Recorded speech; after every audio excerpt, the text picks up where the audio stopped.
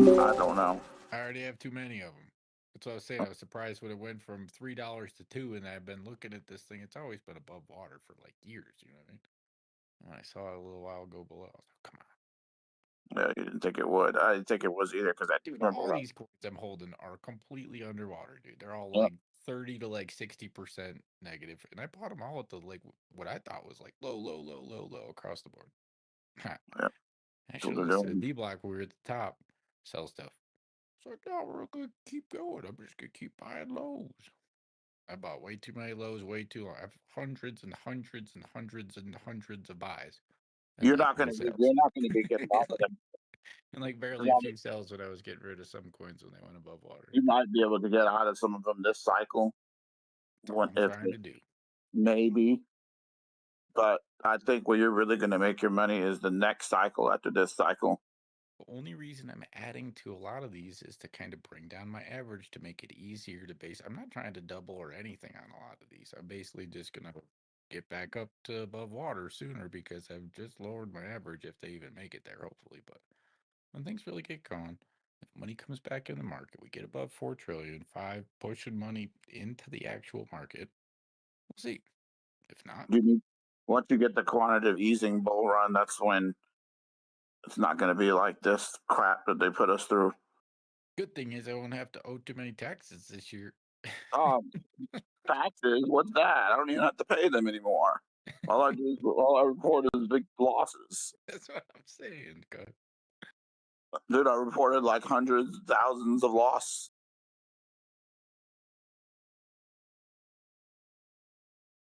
I don't got to pay shit. They only credit me 3,500 a pop a year. At that rate, I'll never have to pay if I don't make any money.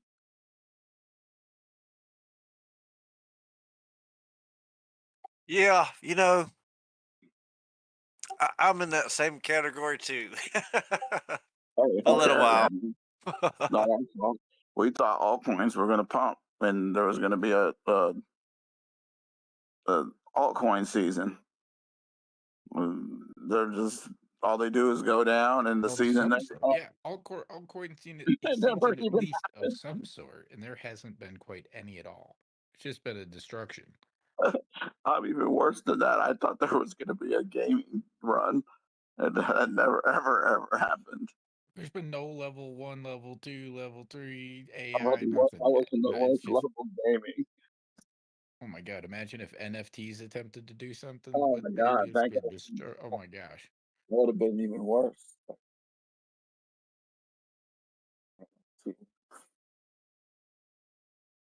Metaverse, all them damn stupid narratives. It's a different cycle. By what we were expecting, we would expect people to be accepting cryptocurrencies around the world, use them to buy gas, buy plane tickets, buy groceries by now. You know what I mean? Still in the same boat. We're getting there though. You're Crossing gonna inflation. Things take time. Good things your take time, time, but your time's coming. You're gonna be balling. we're getting more patient. We really are. We're growing a few gray You hairs gotta here do and is there, probably. wait for the next altcoin season. Yeah, But we're also I'm, learning. This is like I'm getting our doctorate in it. You know what I mean? It's like we've gone to like the 4 years of the first thing, but we're just starting like our next level of education with it. You know what I'm really saying? Joe Dirt to Joe Gold. They're gonna start calling you Joe Crypto. But I thought XRP was a dividend crypto was going to give me $10,000 a month per token. What happened?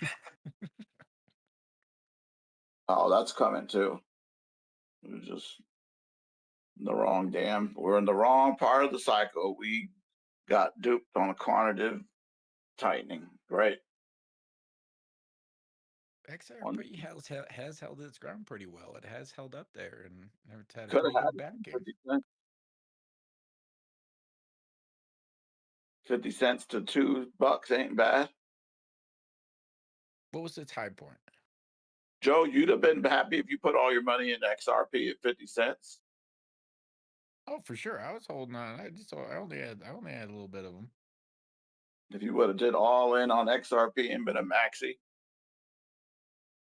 instead of all them coins, only XRP at 50 cents. Shit. Couldn't complain. Could have won at that point. There was a couple moves back then. At that point. Yeah, but look at it this way. I got Doge at less than 5 cents. I got, let's say, 5 cents. Well, But that's then good. again, I accumulated more and it went all the way up to like 50 cents. But I screwed up in a way, you know what I mean? So that could have been like, that would be going from like 50 cents to like $5 on XRP if I went from 5 cents to like 50 cents on Doge, or it almost went done correctly. You know what I'm Well, saying? that is more an extreme move. So they're all kind of crazy. Where did look at Ethereum? The thing went But, from but the difference is, if you want to compare Doge and XRP, XRP is still at $2 and I guess holding, but Doge is at 15 cents, and you don't even know if that's gonna hold. That damn thing could be at 5 cents anytime. exactly. That's what I'm really saying. I just feel like there's a larger community and less large bag holders of XRP. It has a larger market cap. There's more I don't think liquidity there. back to 50 cents again on XRP. It doesn't seem like it. Doge for 5 cents. I don't know why, but it just seems inevitable. If we keep going down. Eventually, if we keep going down, for sure. But where is our inevitable on its way to go up if we continue to go up with these seasons? It's gotta that's something that has to be incorporated with. 50 We have to cents or be able to below. use it type thing. Like I said, I'm surprised we don't have like a payment system quite yet. Like, you know, we go to every register and use our Apple Pay and all these devices, but there's also like a missing button. There's a button right there, but it doesn't have anything on the screen. There's like credit, debit, like sometimes there's like EBT on one side, and then there's like another third button right there. It should be like bam, crypto, and then you just like hit that, and then you like scan your phone. It goes, we accept this, or that. Just surprised it hasn't kind of been tested yet.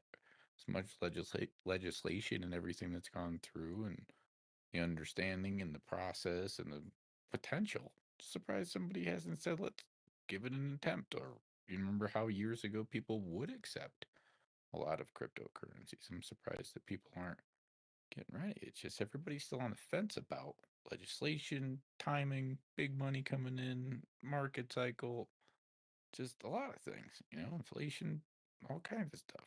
Gold going up where it does, wars happening around the world. It's weird.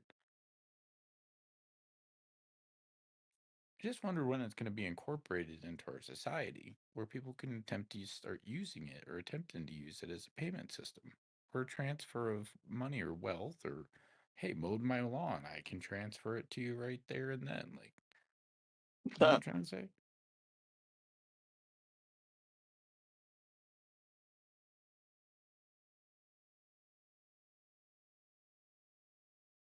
Just mow my lawn. Well, you know what I'm saying? Like, it's like, and then like they can even report or use that if they need to. And I'm surprised it's not like legal yet, but I think that's where it's going to make it to. But I think that's mostly the only place you can use it. If somebody mows your lawn, he's like, "Yo, dude, I take Bitcoin," and you transfer that. That you could do that all day because we can transfer it person to person. I'm just surprised that the larger ones. I just think it's Mastercard and Visa. They're still running the show. They're still pulling the strings behind the curtains. And they said we ain't ready for them to basically take over and not pay stuff. And every single business has to pay like a few cents on every transaction for swiping a card because they agree on it, because they're just like, I don't care if people don't have anything but a card, they're not going to buy shit. I'm sorry my language, but you know what I mean? It's one of those things where people don't mind paying a few cents as a retail just to let people use the cards, but MasterCard doesn't do anything but still run zeros and ones through systems, and they charge it, and then they hold the money for a few days. You know, it comes out of your account, and then before it goes into truly into their account, MasterCard and Visa hold those monies and do what they want with them in the entire markets for a few days and then transfer it over. Us as people, remember how we were saying? So we're done with it. So hopefully, as a people, we all maybe actually say, we want to use this. Not sit here and wait for you guys to incorporate it and learn how to get your fingies tucked into it and your billions in or out of it every day.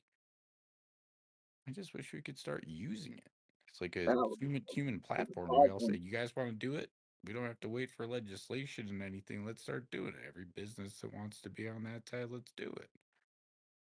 This country, we kind of can do that. We got this CCP exchange that owns like half everything. Can't tell me I can't mow somebody's lawn or rake their yard with leaves for Bitcoin. I mean, there's not a law against that. So as a society, we just need to start pushing forward in front of it and really start using it. Coffee shops start accepting it, all kinds of things, you know, like that. I think that would be a great forefront of small everyday things that people use.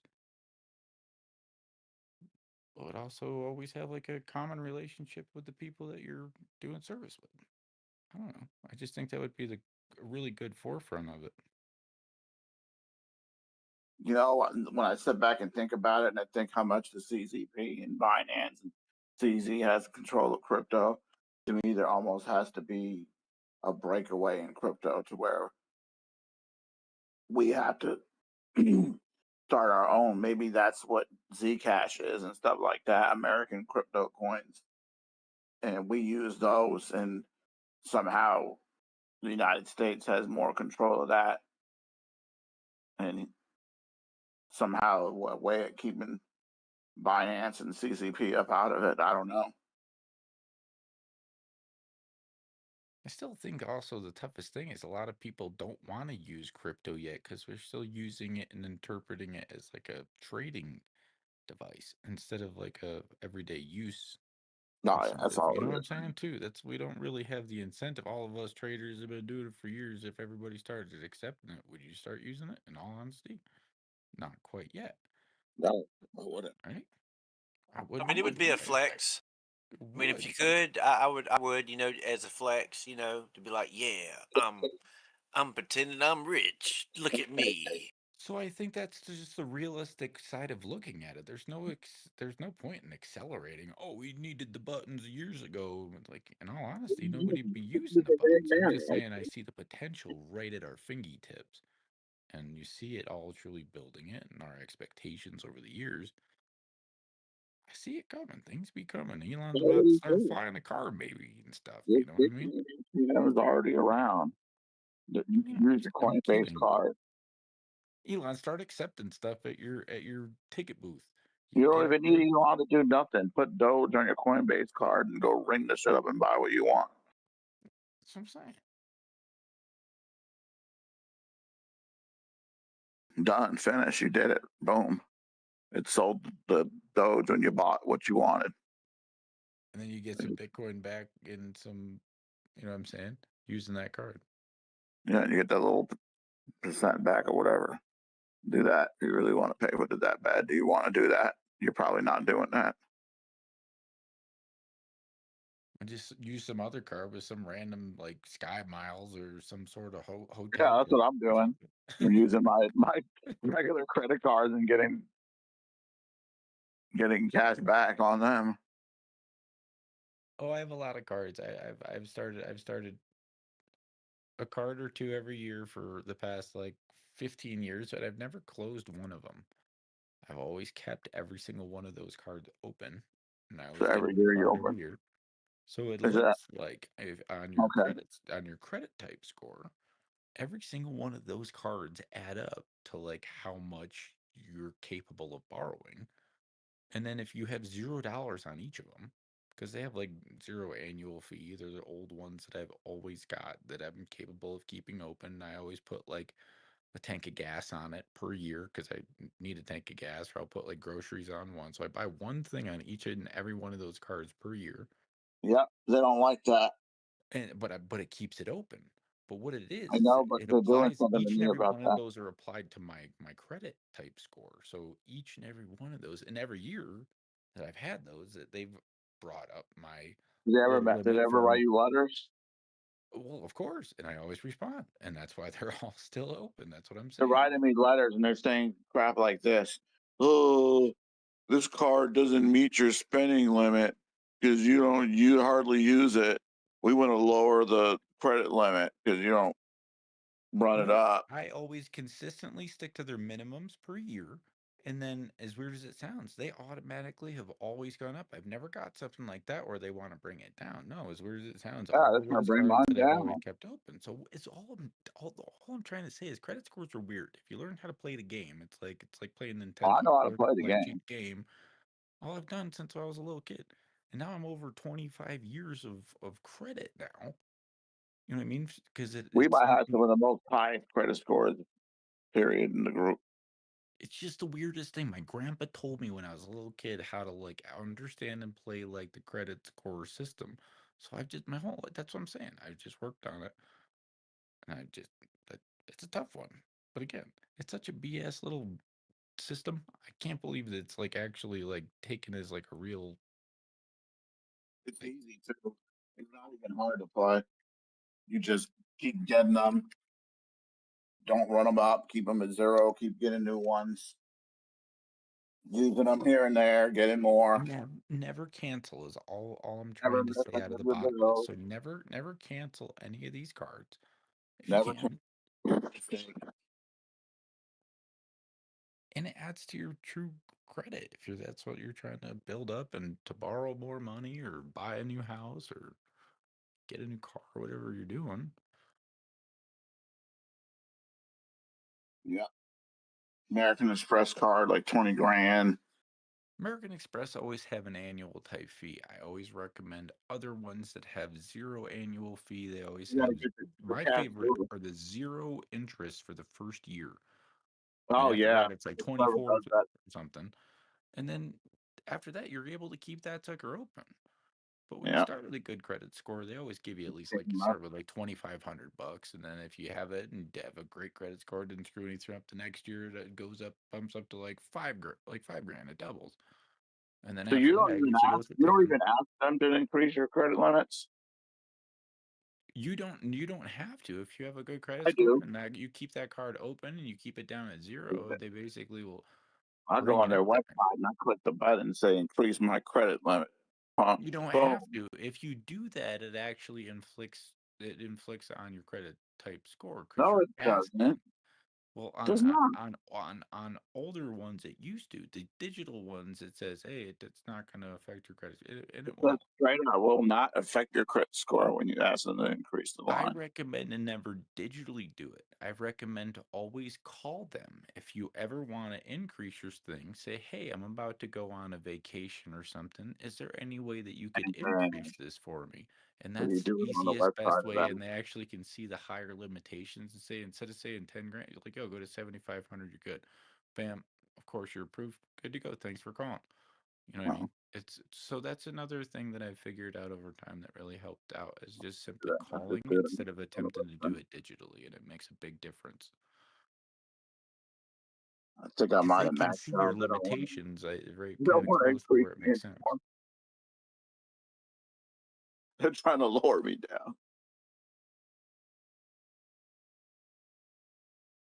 Well, You don't use. remember You how you don't took use that it loan enough. out against your home? Is that one affecting your That score and might have been anything? something. Of course, because that's No, a my higher. score is not affected. It's not my score. It's the amount of credit cards I have that I owe no money on, and they don't like that I'm not incurring debt. Well, listen to what I was saying. So what's always use it for something you have to I buy do and you're going to that. I pay it do like all that. How do you what? think I keep them open? They want me to run up bigger debts, not No, just want to buy some food. that's the whole point of the entire credit system is if They you don't like borrow a that I bunch won't from run them and them you up. pay it off really quickly, it goes boom, thumbs up. So put They like a want me to put $200 grocery bill 1,000 on there, pay that thing off within a month, and you won't charge you a nickel on it. a month. I paid off within a week. Oh, of course, that's what I'm saying. Pay it off that day you do it. But that As soon as they will hit the impact account, and I'm it'll like show. on there refreshing the freaking credit website to pay for it. Well, your you know what I'm saying. I I know what you're don't. saying too. They won't like me. I won't give them any debt. They don't like that they got all this cash sitting on my credit card limits. And I won't run them up. And I It's not keep. about that. That's the whole thing. Is that right there is like your speed limiter. It's like, go for it. We dare you to push it to the limit. I'm like The keeping whole on thing asking for is when more you start credit. using it and you use it consistently, kind of, and then you simply pay it off and then do it consistently across the board. It's Be like, like, hey, American Express, $20,000 credit card, never missed a payment. Anything that gets ran on it automatically gets paid like as soon as it posts. Give me more credit. Yes, sir, here it is. Now they don't want to do it. Now they want to send a letter. We want to lower you down. You won't give us debt. That's what they did. They sent letters, bro. they also is pretty much are just saying if you don't use it, you're gonna lose it. Oh, I get that letter. I'm not talking about that one. You're talking about the you didn't use your card. You need to use it, or we're going to cancel you. Yeah, I get. Damn, but like if I slack, but I'm talking about the new letter that they sent saying that you got too much credit on the card and you're not using it enough, even with the little times you used it just to keep it No, open. that's a new one. What company told you that? I'll look out for something when Who that did comes up. that? Which one did that? Oh, let me think. Who the hell was that? Oh, it's Chase. I have a bunch of accounts with Chase for sure. I'll be having an eyeball out for them. I've noticed a couple So of things. dirty We see ass some weird Chase. mails and things too about older accounts and why there's money sitting there but no deposit yet or something, and they're gonna increase it or something from like free to like $10 a month or something. I was like, so that means I have this account All and you my guys are gonna cards take are $10 a no. month until it becomes I don't get. active again. I don't I'm get just gonna cards transfer. from zero annual fees all across everyone. Through that. That's why my American Express is cash blue. Zero annual fee.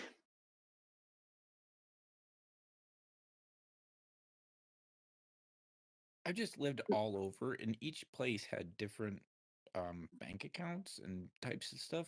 Things were Bank of America, things were Citibank, things were First Hawaiian Bank when it lived out there because they had like no ATM. Like there was where I lived, so I out here in like Colorado, there's their stuff, and you know what I'm trying to say. There's not much, Well, so you know there's so what? many different accounts. If they You know, want us to all run do the damn different. credit cards up, you want to complain, you want to lower the credit limit because you want me to spend more of the money on it, then lower your stupid ass rates because the lowest I've seen them go down to is like 18%. And that ain't enough. That's too damn high. I don't know about you. That's why the only thing I touch if I ever do it every single year is a 0% card. There's so many cards out there and I'm easily approved for stuff. So what I always do is I see a Yeah, good that's only if incentive you get a card brand with new car. 0% straight up. It's getting a brand new one, so you only want to spend on a brand new one. I It's get it. just my incentive every year, but I look at Yeah, ones to try and have, like I said, I'm looking for I agree. benefits for things I think I'm going to use, I like agree. That's plane why they're flights. getting mad. I got to get, maybe I'll try the Coinbase card. They can sit there. Screw them. I It keep them. makes the most Keep my sense. credit on. They're just there to sit there and keep a bunch of cash on my credit books. I guess if shit goes to hell, I can run them all up and then go bankrupt. Which Hell I'm yeah. not. Which I'm not doing. Max them out and ghost them. I Yeah, still live you in could. society. Why can't I? If I was going to hell or I was going to die, who cares? What are they going to do about it? Enough.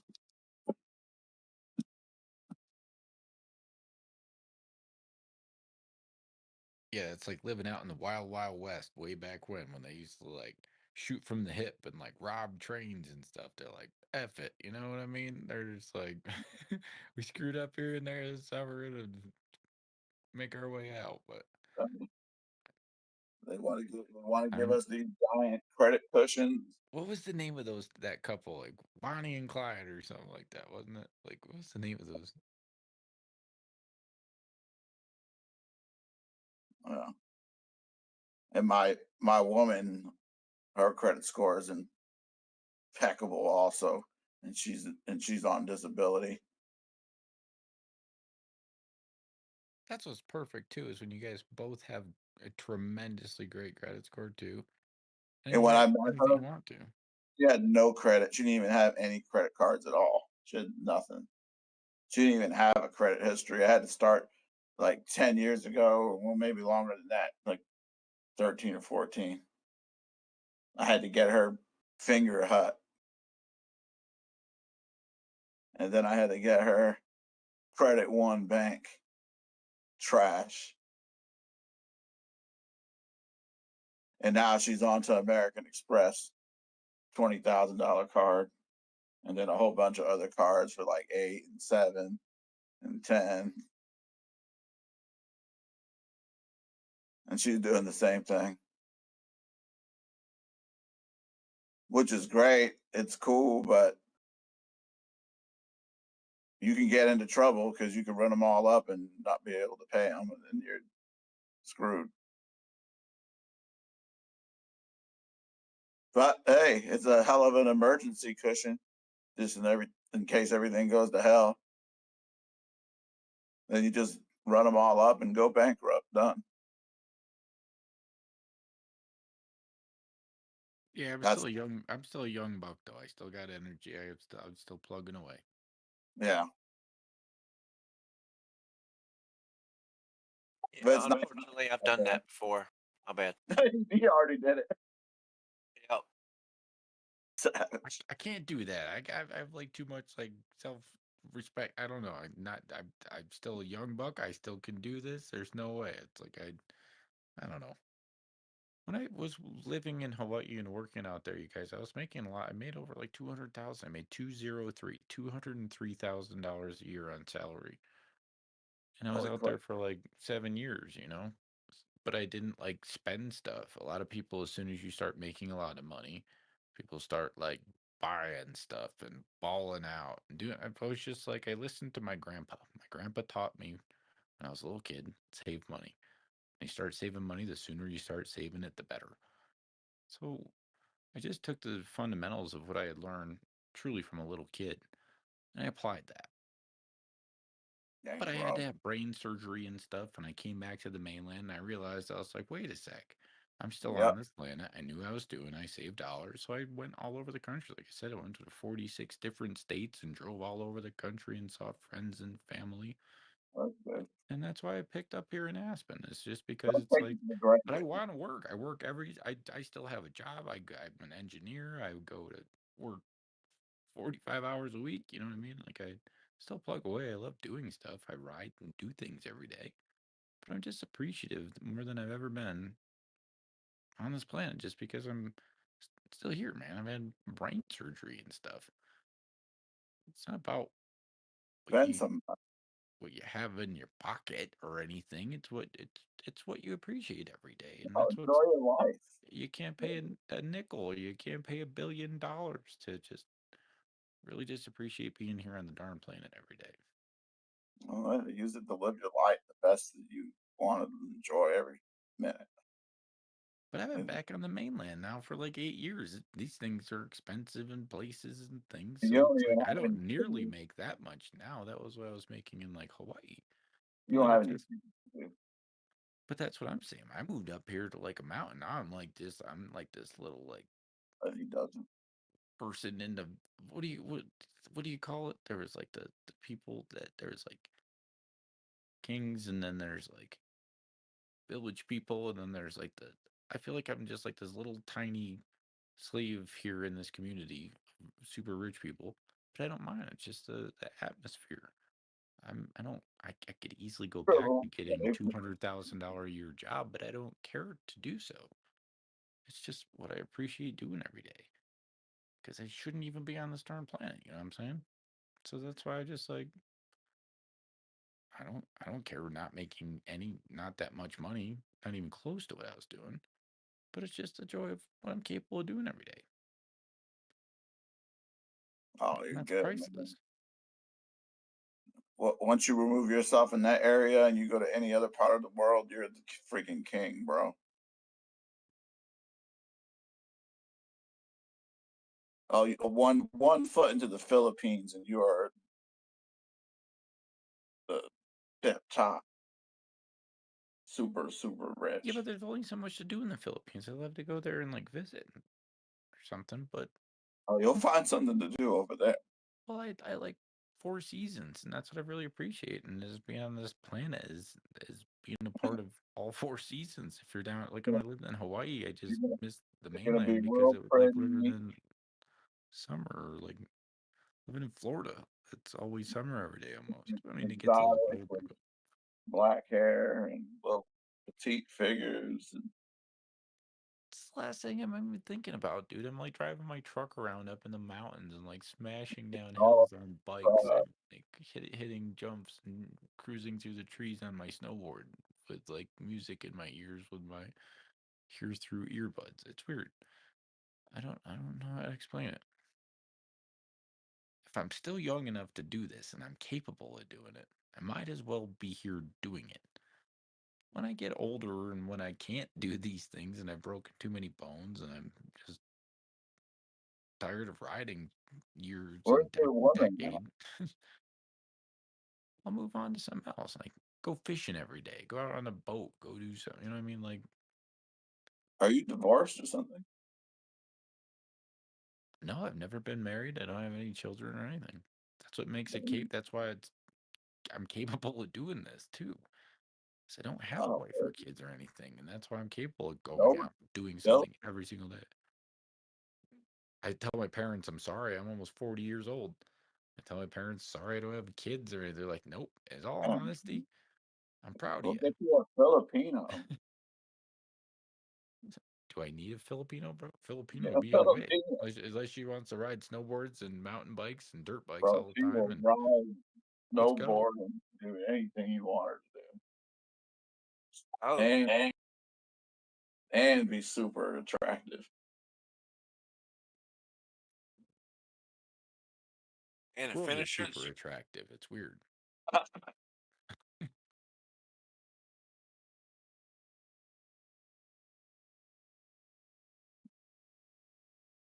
I don't know. That's what all my army friends do.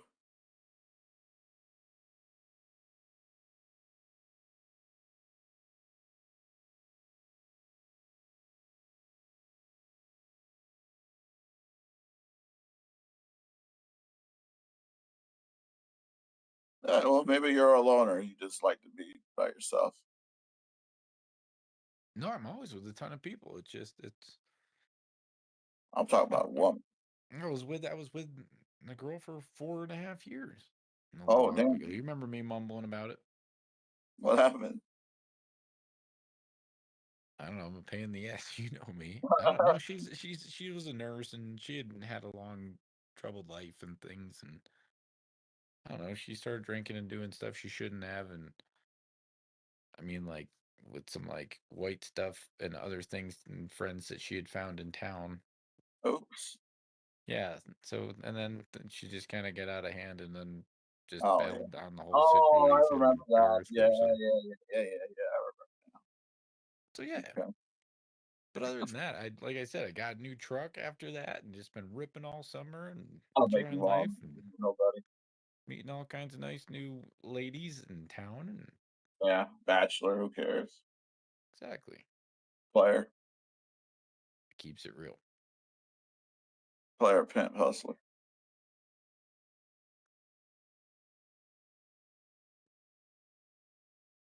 It's all good. We'll be all right.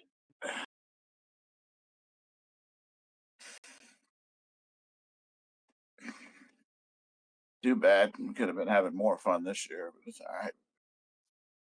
I don't know. What do you think? Bitcoin going to drag sideways here for a little bit? I don't know, man. I don't care more. Whatever now. Either way, it looks like a decent consolidation region. I got whatever money I got in it now. It's whatever. Either they're going to destroy my leverage account and I'm going to just hold the spot and do nothing, or we're going to turn around here and rip. Then I could maybe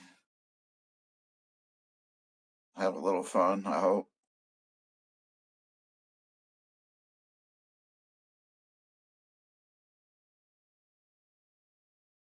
Try to have some type of fun this winter. What do you do in the winter over there? Do you guys get like some snow here and there? Or do Well, you guys have like snow on the ground in the wintertime? Yeah, we're going to get snow. I don't do nothing, bro. I mean, does it like stick? Does it like stay for like a couple months on the ground? Oh, A yeah. little bit, yeah. We're going to get freezing here. When the time comes, it's going to freeze and snow is going to stick.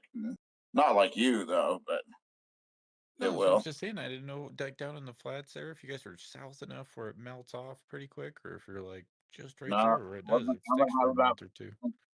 I'm going to have about two good months of freezing temperatures. January, February, cold ones. Come get you. My cats are going to have to come in and all that. It's going to be cold, and I'm going to think about maybe getting a Jeep. I was looking at one. Oh, I wanted to show you this Jeep I was looking at. What model? Are you looking for like a Wrangler or just like a nice limited Jeep Grand Cherokee or something? Oh, it's cool. It's got a winch on it and everything. Let me show it to you. I got it saved right here. I was just looking at it today. It's $9,000. Oh, there it is. 2010 Jeep Wrangler Sport, the big one. And this one's souped up. You know what I mean? Yeah, I'm not going to spend a lot. It's only $89.50. But that kind of is a lot. But it's only a Jeep Wrangler. Oh. 2010. That's a lot. Right. I mean, it's a 2010. The thing's 15 years old. How many miles are on it? I don't care.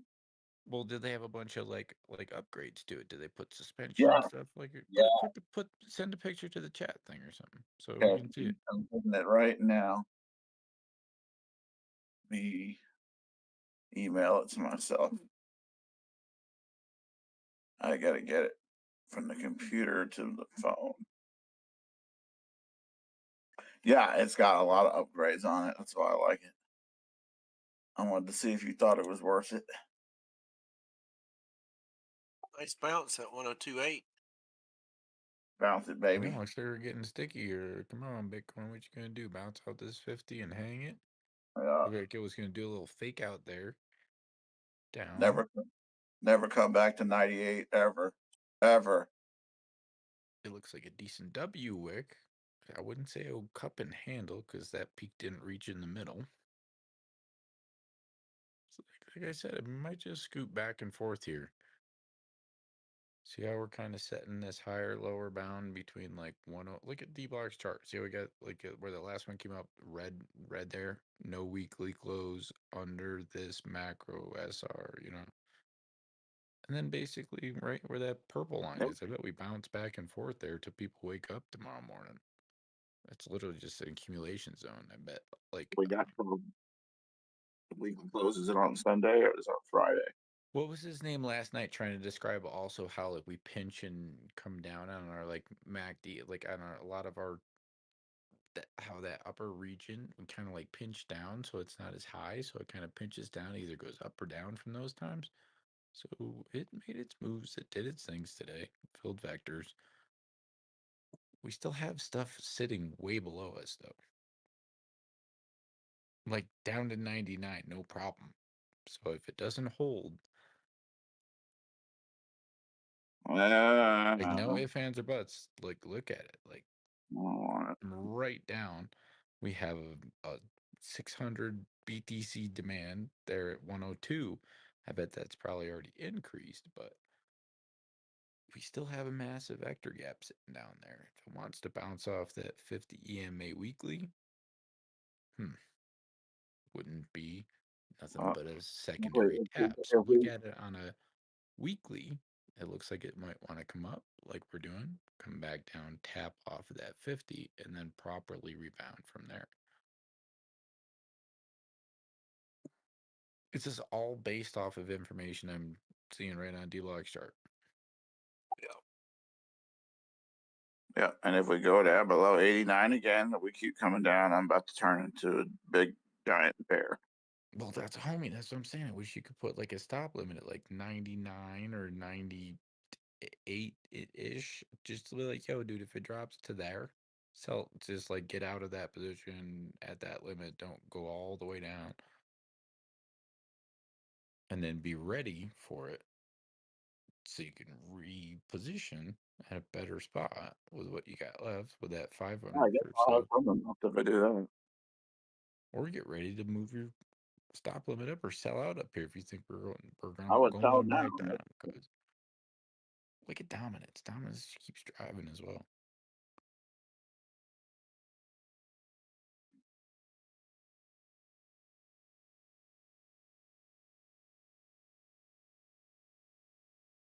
I got an email from Experian.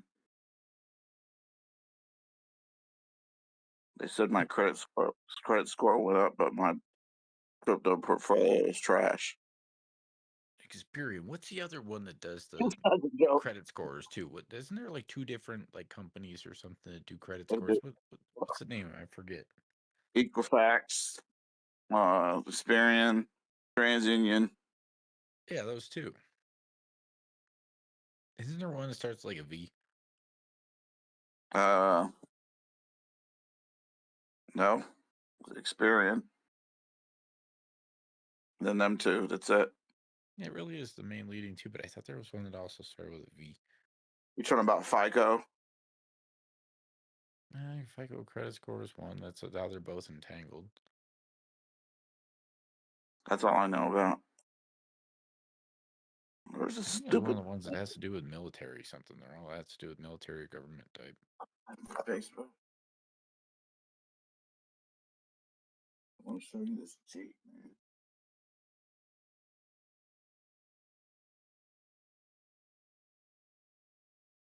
I want to drive it around in the snow.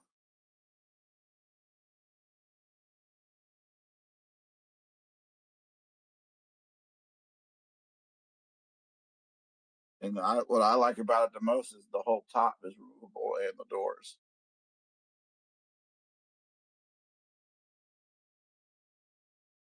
Top of what's Ambadoris? What? Yeah, the whole roof that comes off, the whole back of the top and the back and everything. What are we talking about? The Jeep. Oh, word. I'm getting it. All right, let me get on my Facebook. I had to. Yeah, put the pictures up. It's hard to explain unless you see the pictures to go along with it. Yeah, nobody's stealing my Jeep now. Bro, I see tons of Jeeps out west out here, dude. Up in these mountains, that's where people bring their Jeeps, and they're all like built out too. It's not just like a road Wrangler or a Rubicon. Those things are just like laughed at out here with your Rubicon, with your factory tires. Oh my god, factory suspension.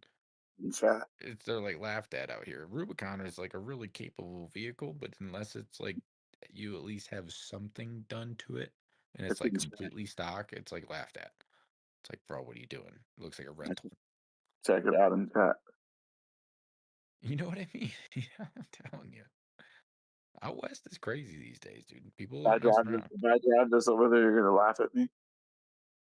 No, it's like what people do for like their hobby. It's like I'm not kidding you. It's like an adult does it. It's like a little kid's playground out here. Floating?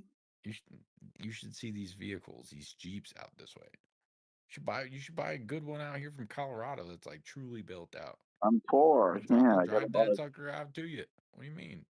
I gotta buy. That's what I'm saying. You can get a good one that a guy's like, yo, dude, I'm willing to like sell this. I need parts for my other Jeep. 10,000. Dude, there's tons of stuff out this way for decent prices. Oh no, is the link working? Do you want to buy one from a city that's been run around the city and smashed at 60 miles an hour on potholes with no upgrades and no proper oil change? There it is. Look at what they did to the front. Yeah, so just send it to the chat. Let me check it out. It's there. I did. It's got the. All right, word. Let me go check it out. We'll be back in a minute.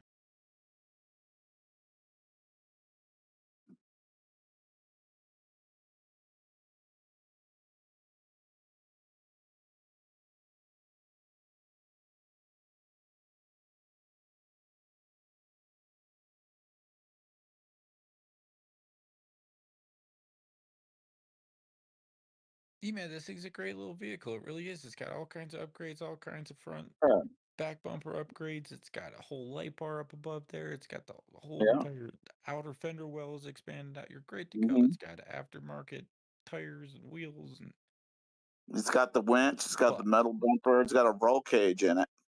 Exactly, of course. You can take the top off and stuff. It's got the hard top and everything, so it's not the soft. It's a nice newer model.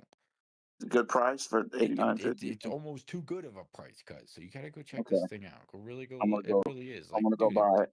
bro. If not, I'm gonna buy that thing. I'll sell that No. sucker out here for fucking 15. No problem. Okay. I You know what I'm can't. saying? You I should don't want to do that, buy though. that thing, I don't want clean it up, and sell that sucker for 16 out here. No problem. Guarantee How it. come With it all doesn't that have stuff carpet on there, in it? with less than 100,000 miles, you could easily double your dollars on that within a week. Well, it's got 170,000 miles on it, though. Ooh, but people still trust them as long as it's in great shape. You clean it up. It's got the aftermarket. You're right. Maybe like 11, It's a 12. 6-speed manual Like transmission. literally, like with all that stuff, easily like 11, 12. People, that right there to me is like what a parent is looking for out here for their kid that's in like high school. So like a parent, you're like, all right, 12, 15, great. It's a good Jeep, still got miles left on, it's good to go. Like no Do you damage. think those upgrades are worth on it? Oh, that's what I'm saying. The light bar that's up on top that goes up and around, front winch system, back, everything. It's what a kid's looking for. It's what, instead of parents being like, yo, the kid's gonna buy a basic Jeep and he wants to upgrade, it's like I already got it on there. It's like it's what he wants. The kid will be stoked. I'm telling you though, like, that right there is like a kid's birthday present. Sell it How for come it doesn't have carpet 13.25. in it? Only thing is, I hope it's got decent quality tires on it too. So just make sure that those. If not, I'm telling you, You can it's a see them in decent. the last pictures. BF Goodrent. If it has that many miles on it and they put all that stuff on it, I guarantee it's been through a lot of trails, a lot of bumps, a lot of things. So I bet there's a lot of loose things. I bet there's been some damage to it. So take a look at it. Just be realistic with what you're doing.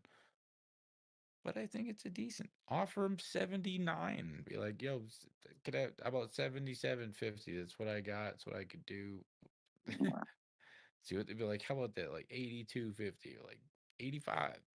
Do you think that stock, those things on the side, the step up bars? Those are additions. So those ones are just like added on for steps up, but you can easily take those off if they don't match. Any of them are damaged. They're just like a bolt system that's right inside the inner frame that goes inside the inner. You'll see it. It's like It looks like it's angry.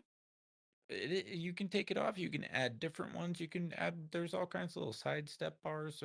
Those are two individual different ones. It's just what I'm referring off my mental images that are sort of. The front face looks like it's mad. Well, also see how that front face looks mad. That's actually a different. Normally, a Jeep has like it's like little like vertical bars. That's an aftermarket thing that was added to it. So it's like this. A lot of people have them out here, so it's like this added thing, so it looks like this mean little face. But a lot of times people do that when they smash something or they break stuff, and that's probably why he added that front thing on there. So a lot of Is people that will like winch? smash their Jeep and then like add a cool new one instead of just buying a more expensive, because a standard Jeep one that's like a from Mopar is like $500, and those cool aftermarket ones are like 350, and they look cooler, people think, and they're like matte black. And On that winch, is that do you turn it on the outside, or you turn it on the inside? You can do it from both. So you can activate it both from inside if you're by yourself and need a winch system activated that way, if it is wired correctly, or there is the outside remote little part that you can plug it into it if it's not, I mean, if it's an older one, I didn't look at it too deeply, or it like is permanently mounted and you sit there and flick the winch right on it. Do you think the motor's too small? It's only got a 205 horsepower, six It's not even cylinder. about that. No, it's about, it's not meant to go fast down the road. The thing is 205 at a small, you put that thing in low gear, that thing will crawl right up and over rocks. It's not about your horsepower like that. Okay. When I'm with my crazy horsepower truck and all this stuff, when I'm climbing over rocks, I put it in low gear and it's just like literally just like slow crawl climbing over stuff. It's barely using any horsepower. It's just using torque. But it literally doesn't even go over 50 pounds when I'm slowly climbing over rocks. Like 50 pounds of horsepower and torque. It just slowly just creeps and crawls. But you're He's not going got to be 10. tearing down the highway on that thing. You don't need a Do you think fast that Jeep, that dude. roll cage is that roll cage extra add on? No, the roll cages come standard because all Jeeps Oh, okay. have like basically like a roof or like a fold back vinyl so you can open it up. But there is a roll cage there because there isn't like a really roof structure or a door because the doors can come off of that. So when Because the you take doors are. those doors can all be retracted off of there. All four doors come off. Oh, And they okay. have like they have but the only thing about a Jeep that sucks is your window switch is down in the middle of it, kind of down by where you would call an ashtray, I would say, in front of your shifter. So The all four, because it's a four door, all four of your window manual. thingies are down there. Instead of, I mean, there are ones on the door, so you plug the door, you take the door off, but there's a little electronic switch that goes in The there power windows. for your power windows and your electronic Oh, it's got lock, power lock windows. and unlock. You know Okay. what I'm trying to say? Got a CD player. Unless it's a cheaper model and it has just the roll-up buttons, but Um, I guarantee it looks like a nicer, like it really does. It looks like a got nice a motor. backup camera Yeah, in the it's got the mirror. backup cam. I think it's a Rubicon with the front cam, but it's a great little vehicle. I think if you can get it for less than 8 grand or right on 8 grand, 82, check out the motor. Okay. I guarantee those guys have beat the shit out of that thing. Not gonna lie, because they Oh, have. They've no. upgraded it. They look like they're off-road people. They know what they're doing. They got some wheels on there. They got their side things. You know what I'm trying to say? They have their off-road little As fender long as flares. It's not as just long as stock it's not like standard Jeep smoking. fender flares. So they could have smashed and banged them up, and that's why they took them off and put those like off-road looking fender flares. So just take a look at it. Look at body. Look at frame structure. Look at everything that goes into that sucker. Don't just get excited because you're standing next to a Jeep. Well, I was more attracted to it because of all of the extras. I would actually like it to just sit up a little higher, but I'm okay with the way it is. No, you'd probably be surprised. That's what I'm saying. You probably almost got to climb up into that thing a little bit to get into it. You know, not that much higher. Unless you're trying to be like some dude down the street in a Jeep that's high. It doesn't go nowhere. I kind of like it. I might have to put a wrap on it, like a camouflage wrap. Don't even worry about that. Go find a trail and go test that sucker out. Or maybe I might wrap it in a black vinyl. Or sell it to a kid in Aspen for twice as much as you paid for it. But you think I could usually sell it if I buy it? But Exactly. Church it up, clean it up, figure out what's going on with it.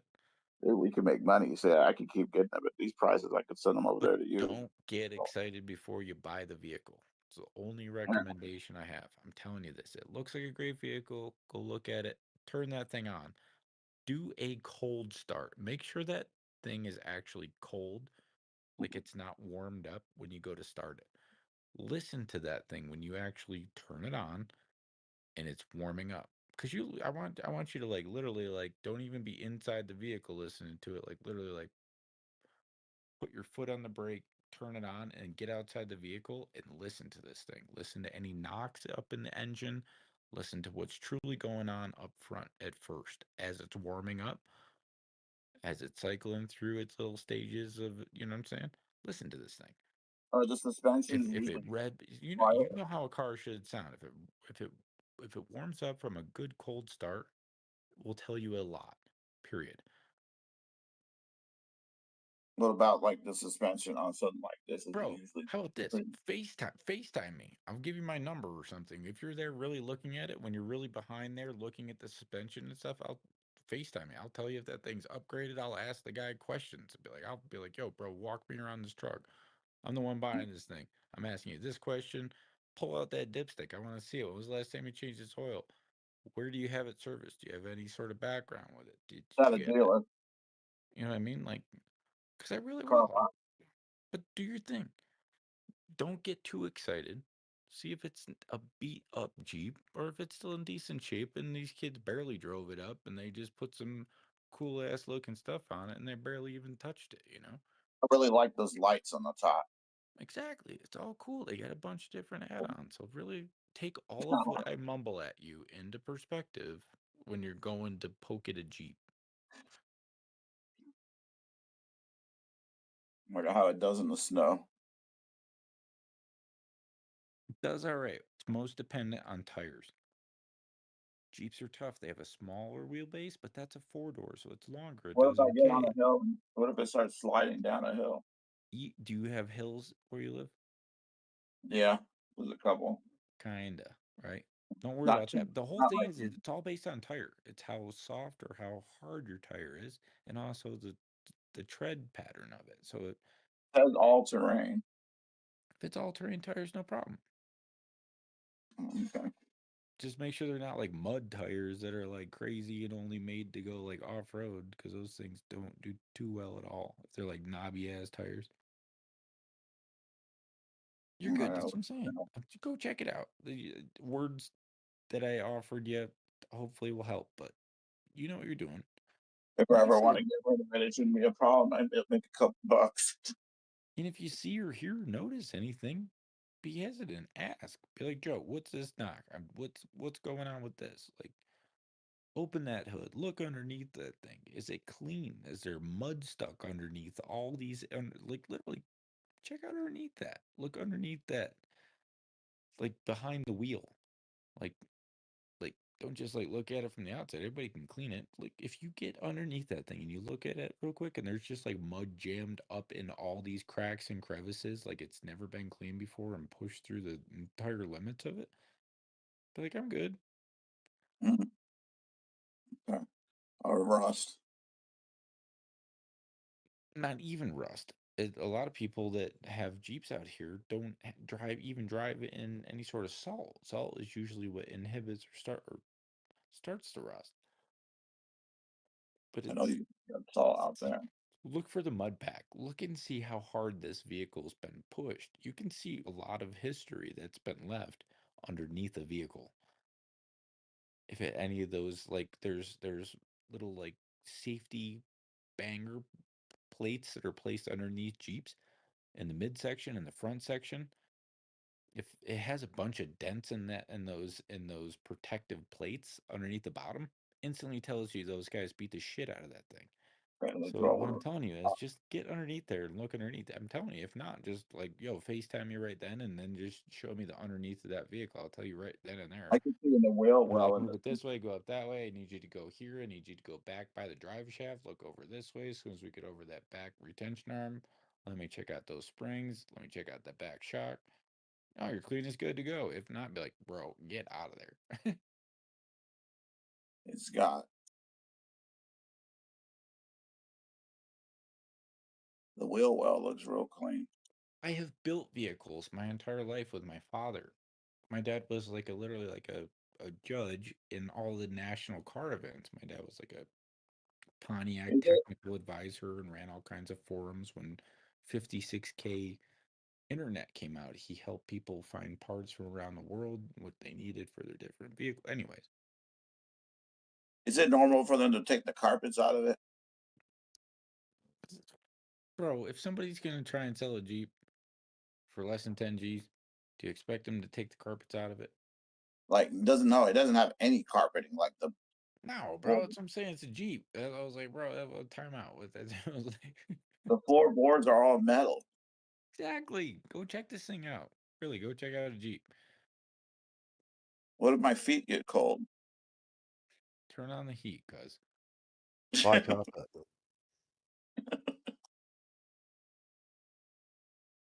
No, I'm just joking with you. I like it. I think you'll have fun in the summertime. You really will. You'll take the top off just to go get ice cream or something. Like, I don't know. You take the doors and the top off. Exactly. A lot of people, there's these little side doors that actually slat, like you put them right in where those little two pivot housings go, and then they clip right into the door housing, right where your latch goes. It's cool. You'll see.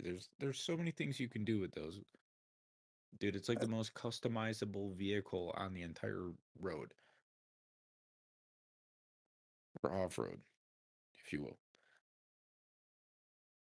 Just making sure it doesn't have a water snorkel on it or something. I don't want him taking it in the water. You don't need any of that shit. I'm telling you, you're not gonna drive the thing in water. No, I'm making sure that he didn't do it. I guarantee you'll get it, take it off, and sell it on eBay for $100. All right, it's gone. He doesn't have one. He's got some type of gauge on the roof. What is that? Nobody drives their vehicle up that high. That literally your water would be like up above your dashboard. It's like, bro, your vehicle doesn't like go in across the water.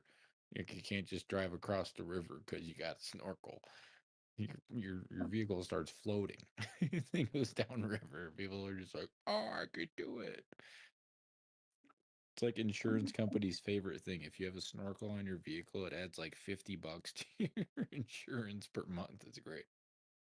So the back bumper's custom also then. And the front and the sides.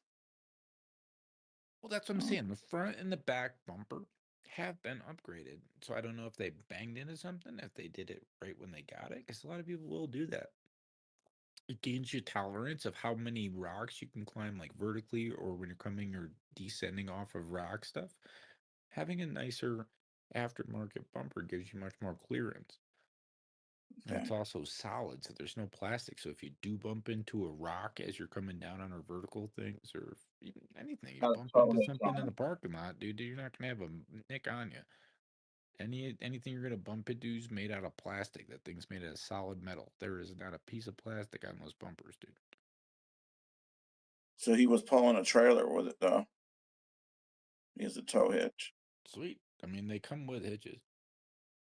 They also come with two hooks on either side as well, so you can pull out. Unless it's a cheaper model, only has one hook. But do you think the manual transmission is better than the automatic?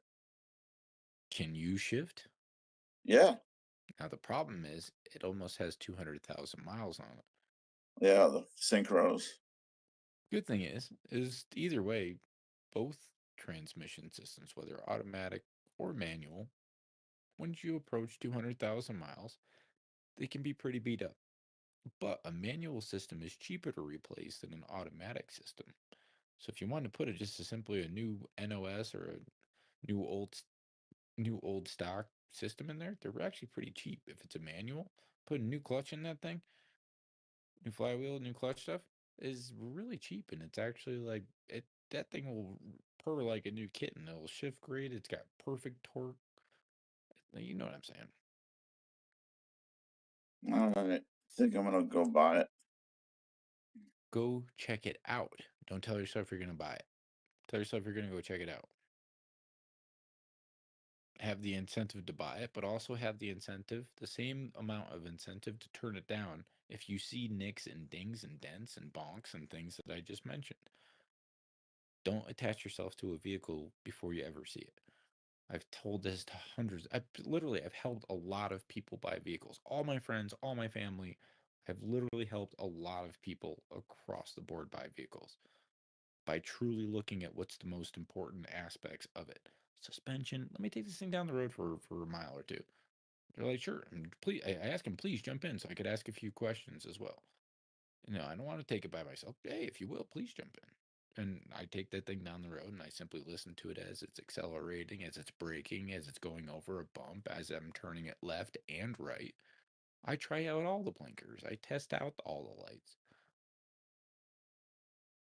Test the speakers. Turn that music on. There's a lot of things you really pay attention to, and as you're doing it, the people that are attempting to sell it for a higher price, they have no problem accepting a lower value. Now, if you stand there and you look at this thing like, oh, this thing's baller, I'll buy it. You want to take a little $100 less? They'll be like, no. But when you sit there and you actually point a lot of things out that they know on this car that they hope you don't notice, that's when price easily comes down. But also you understand the vehicle, and they also will open up in honesty about things that you're noticing. If they're an honest salesperson, if they're just simply trying to sell their car they love, talk to them. Don't go there and buy a car. Give yourself at least a half hour with this vehicle. 5, 10, 15 minutes. Buy it or no go. Give yourself a half hour with this thing. Check it out. Start it from cold. Listen to it. I'm telling you all this stuff. I'm surprised if I'm even doing this on Dbloc channel right now. Okay, I think I heard enough. I'm pretty set on it. I hope everybody that goes to attempt to buy a vehicle has learned something from this. I don't know. You know what I mean? I hope I've given a bunch of good ideas and understandings about what you should be doing and paying attention to if you're attempting to buy a used vehicle or something you're interested in. Trying to take it from me in Discord now. I gotta delete it. So I said, bro, if you don't want it, no, you want it. Oh, it's not. I think I'm about to go get it. I just gotta get over there. It's about a half-hour drive. I'm gonna ring it up on my card.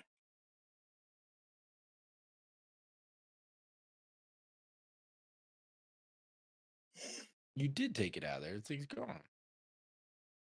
Yeah, I deleted it. I was sitting here trying to actually, the whole time I've been looking at you, I only looked at it for probably like about 4 or 5 seconds, like quickly looked at it and then referenced everything that I saw off of 4 or 5 seconds of glancing at those images.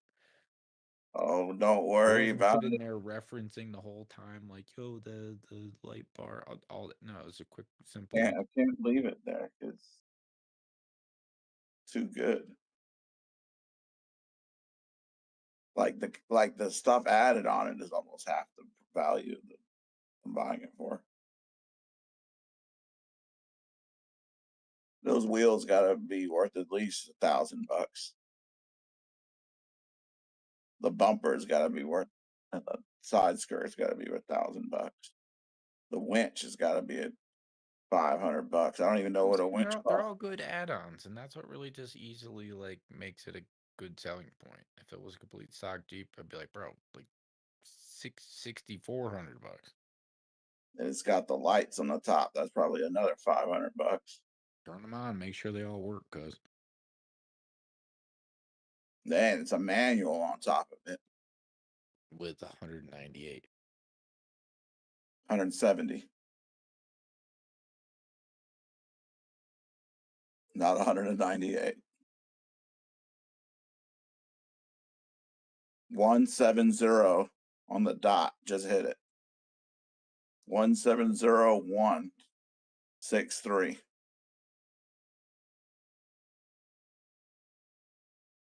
And it's clean. It's red too on top of it. And it's got the custom face on the front. And it's got the fenders. I like it. And it's got tinted windows. Somebody loved this. All right, Emad, my last and final thing to ask about it, and I think I might give up after this.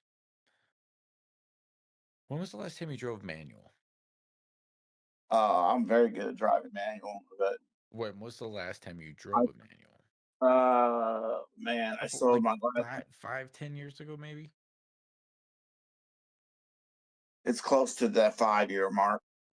Yeah, that's what I'm saying. So you're still like right there in your whole perpetual like mind and muscle memory part of it.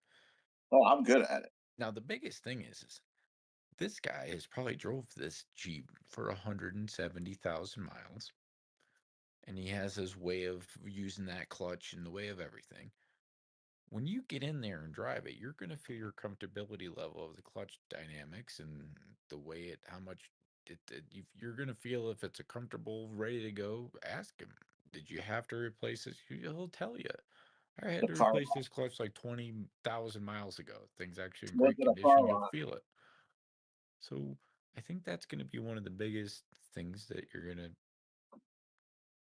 Bro, Yeah. it's a manual car. Get in that thing. If you feel comfortable driving this thing around, you might zip around the block on that thing and feel comfortable. Otherwise, you might get in there and feel uncomfortable as shit.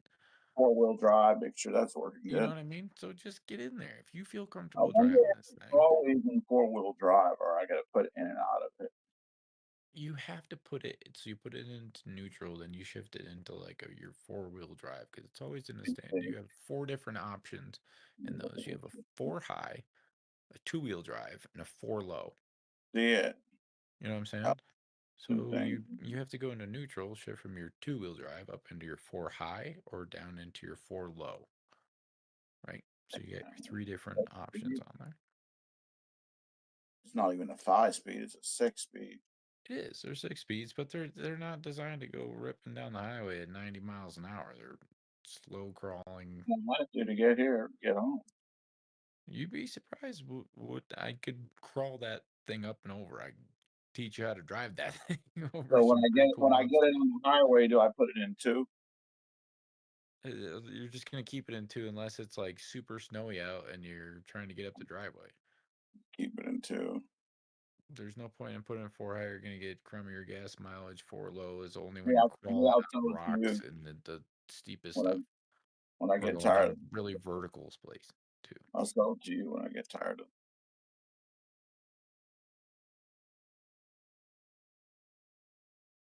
You Matt, do some research, sleep on it. Go look at the Jeep. Like I told you, look underneath there. Make sure there isn't a bunch of bangs and bumps on the bottom of the pans, all kinds of stuff. Look at it.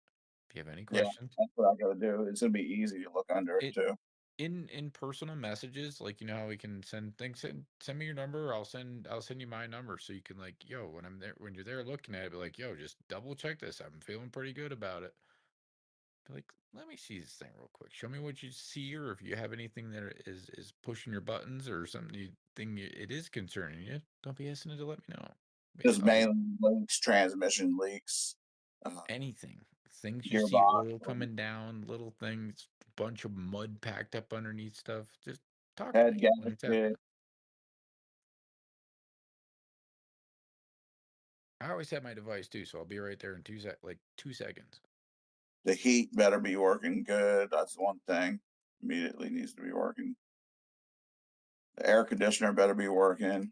You gotta let the truck heat up too, though, so it can't just be immediately working. What we want to do is start that Jeep from cold, listen to it, let it heat up, and then initiate the heat. Air I'm gonna have conditioning, you can start initiating it right away, and I almost want you to start doing the air conditioner right away, but instead I'd rather have you go outside, leave that all the systems off on your heating, and just literally leave that quiet as could be inside, not asking anything from it, not pulling any power. Listen to when it starts up with nothing on, no headlights, no nothing. Just the simple engine, muffler system, everything. From I'll have cold to start. test the winch out. I like hook it up to like Just simply ask them to bring it out 5 feet and then retract it back in, and simply the components of how you're able to conduct it. If it works, it works. If it doesn't, it doesn't. Check out the condition of the clip on the end of it. If there's a bunch of marks all over it, he's used it a ton of times. If there's no marks, it looks brand new. It's brand new still, dude. I'll have to like get on the hood and like sit on it and bounce up and down and test the shocks. Look at the shocks first. They'll tell you a lot before you have to attempt to jump on the guy's frame.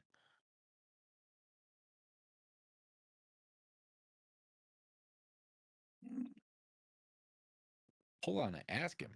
Why did you replace these? When did you replace these When I bumpers? test the Why did you 4-wheel replace the drive, bumpers? how do I Did you test the replace the bumpers when you first got it, or did you do it halfway through?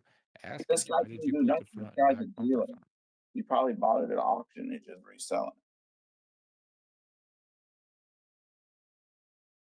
How do I test the 4-wheel? Do I just slap it on and like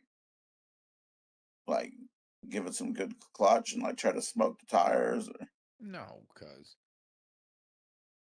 I'd almost ask him to, if you would, please put it into all those for me real quick. Put it in neutral, put it into 4 high, put it into 4 low. Make sure there isn't grinding as it's trying to go into the 4 high. As you go past neutral down into 4 low, it shouldn't make any sort of bangs or crunches. Should easily switch to differentials. Actually, I don't know. That's the one thing I don't know much about is putting a vehicle into 4-wheel drive. These ones aren't a button at all. It's a manual type of thing. Like I'm saying, you take your regular thing where you go park, reverse, neutral, drive. Put that in neutral, and then right next to it, you'll see this bar. It's on the driver's side, and you kind of have to pull that thing up, and you'll see it'll either keep it in 2, put it in 4 high, neutral, or 4 low. So there's you'll see it's really simple, but you need to test all 3 of those different drive stage positions. And the differential and the transfer case, and you know what I mean? Good morning. Drive it down the street. Let's talk about crypto. Good morning. There's people coming in. All right. So I missed Dbloc's TA bit this night. Can somebody explain a little bit about it? If I was not wrong, and I can see it on the book also, we have a big gap underneath us. Yeah, big dab is needed, and you're right. No, I'm kidding. I'll be back. I'm going to take a dab, my bad.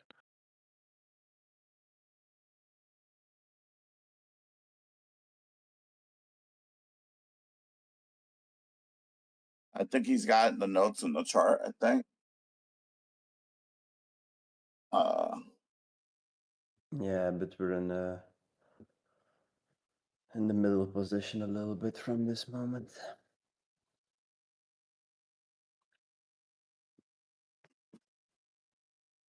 I hear them talking about market maker and obviously buys underneath us, and their setup stacks and stuff like that, but I had too much pain, I couldn't listen to it.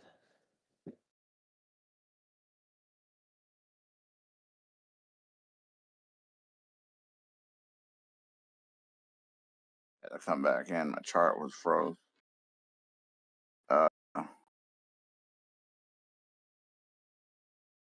We're trying to get above that red line. I mean, we need to close above by the end of the week. We're already getting close to it, but we're testing it and we're getting denied. So that's one denial. Another attempt. Falling short. So maybe. It's because I have a big short on an alt at the red line. Oh, okay. I'm trying to catch a nice hedge with a double of it with the long. But it all depends what UK is going to do today, I think. And if UK normally picks a direction, this moment it looks like it wants to go downwards a little bit. I still have to wait. They haven't really gone downwards. They just sat here at the same range.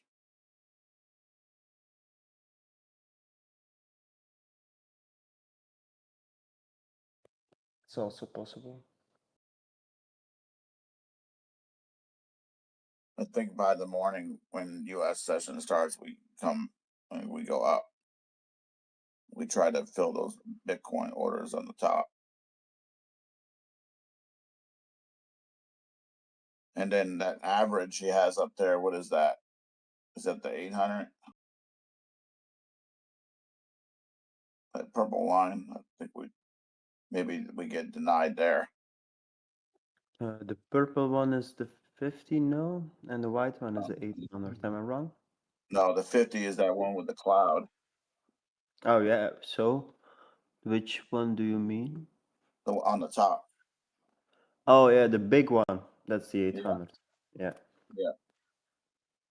I think we test that and deny that on the first attempt. And then.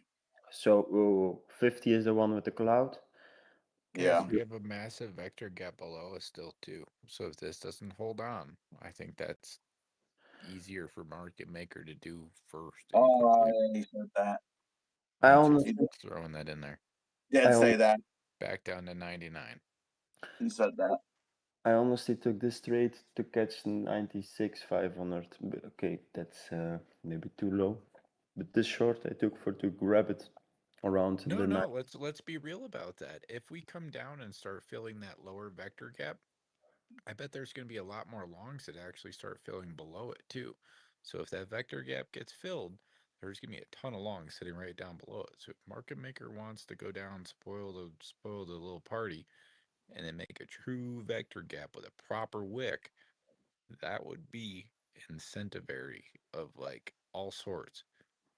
Yeah, You but have good news. What I'm telling you is it could be this right here could be a rejection. See how this 50 is coming up to that 200?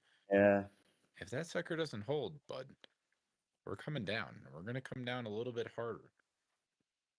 You know what I mean? So what we yeah, really should look at is just waiting for that 50 and that 200. And I think that's going to be the answer to this entire quiz. It's either that's going my, to bump up and above it or it's going to stay below it. And right now we're hugging sideways. So like I said, it's a consolidation region. So let's just patiently wait for one way or another. We see what's above us. We see what's below us. What does market maker want to do? What does people want to do? What good news or bad news is going to come out? Sorry, I didn't mean to interrupt, but just being straightforward and real with it. But it's that's my play from the beginning also, because I was not convinced there was no juice to catch up to 107 in one line. And honestly, it's better to catch up some 97, 96 area instead of 100 as a solid base to go higher, from my opinion, from the beginning. And also I have a big upwards trend around 96, 350. So I see a wick underneath until there. For me, that was my play, that I took the short position and then I will take a nice long there. yeah, it was a weird Wednesday, wasn't it? Strange weeks lately. Also, the rotation from 3 days up, 3 days down is has less and less happened lately, from my opinion, because normally today is the day we go up from where I live. But the chart is strange things. Today's the day normally always goes up or down. If you look at the past few weeks, things have just been, well, what have we been doing? Chopping. We've been going all crazy. These markets have just been so anticipated in our mindset, but going completely opposite directions most of the time. I think market makers have gotten good at working with people's emotions. So I said, as soon as we drop emotion from the chart, it becomes way easier. It's all about like playing cards. It's like playing a game of poker, right? I mean, do you get all these emotions when you're playing a game of poker? You're holding on to these hands. A lot of times it's like we have a easy way to pick the hand, or a decent what we feel is a good hand. But then sometimes the house has a better hand straight up. You know what I mean? And I just feel like the house has been playing us because there ain't too many rules on the table. There isn't too much regulations quite yet. There are, but aren't. And after playing the house, normally we have a nice trend. I'm just proud of us all that are still sitting at the tables. That's what I'm really impressed with. Because a lot of people that I've ever talked to in the past few like months, they asked me, when should I buy? When should I buy all this stuff? Like before the new year came in, before Trump, it was, shit was going crazy. Sorry, my words. And then now they're all just like, I stopped. I don't have any more or something. I was like, wait, what? I was like, they're like, I don't even want to buy. I'm good. I was like, okay, I just asked you how you're doing. So, you know what I mean? I'm telling you, I feel like a lot of retail has just been like completely shocked and wrecked and like emotionally and financially detached from it. It's really weird. It's for me, it's the best time to It's go. really weird. Half of it's super attached, and the other half is like discombobulated by it. Hey, Kevin, I sent you a message. I wanted your opinion on a car I'm looking at. I'm looking at something else also, Joe. But it's more along Kevin's expertise. I need a regular car and I need a SUV also. Sounds like in an all-wheel drive minivan. No, I don't. Yeah, they're pretty sweet, dude. I'm good. Think about it. You can like take these new ones. Have you ever seen like the new minivans these days, you guys? Like, I know, but instead I of, remember how like you used to have like an old Dodge Caravan and it had like the bench seats and it had these like cool clips so you could like unclip it and take the whole bench out of there like in one thing quick? Dude, these things nowadays, go on the floor. they fold like right down into the entire floor system. Like, I know. My mother has. I was blown away by it. I was like, time out. Like, wait, like the whole seats go into the floor. Like, wait, uncle, what's in the bottom of this sucker? Like, you know what I mean? Like, yeah, and the electric sliding doors break. they're automatic doors. They've got eight televisions in them now. They've got, you know what I'm saying? They have wireless chargings in near every cup holder in it. It's like, oh my gosh. It doesn't load, man. How do you like that car, Kevin? I tried multiple times, but it doesn't want to load. Because you're in another country, maybe. They should make a cool off-road type like van one. Kind of has like better suspension, more travel and stuff, so you can like kind of take those like a little bit off-road because they do. They come with off-road. You have them from Mercedes. They have the Quattro version with the. You do that in America? That's what. How many rich dads that are like off-road dudes that drive trucks would buy that for his wife? Like, yo, if we're going somewhere, we're going camping and stuff. I don't want to get stuck. I want an all-wheel drive, like cool, like nice camper. Dude, I'm telling you. Yeah, I was honestly. They make a couple models like that. I wanted to build one lately.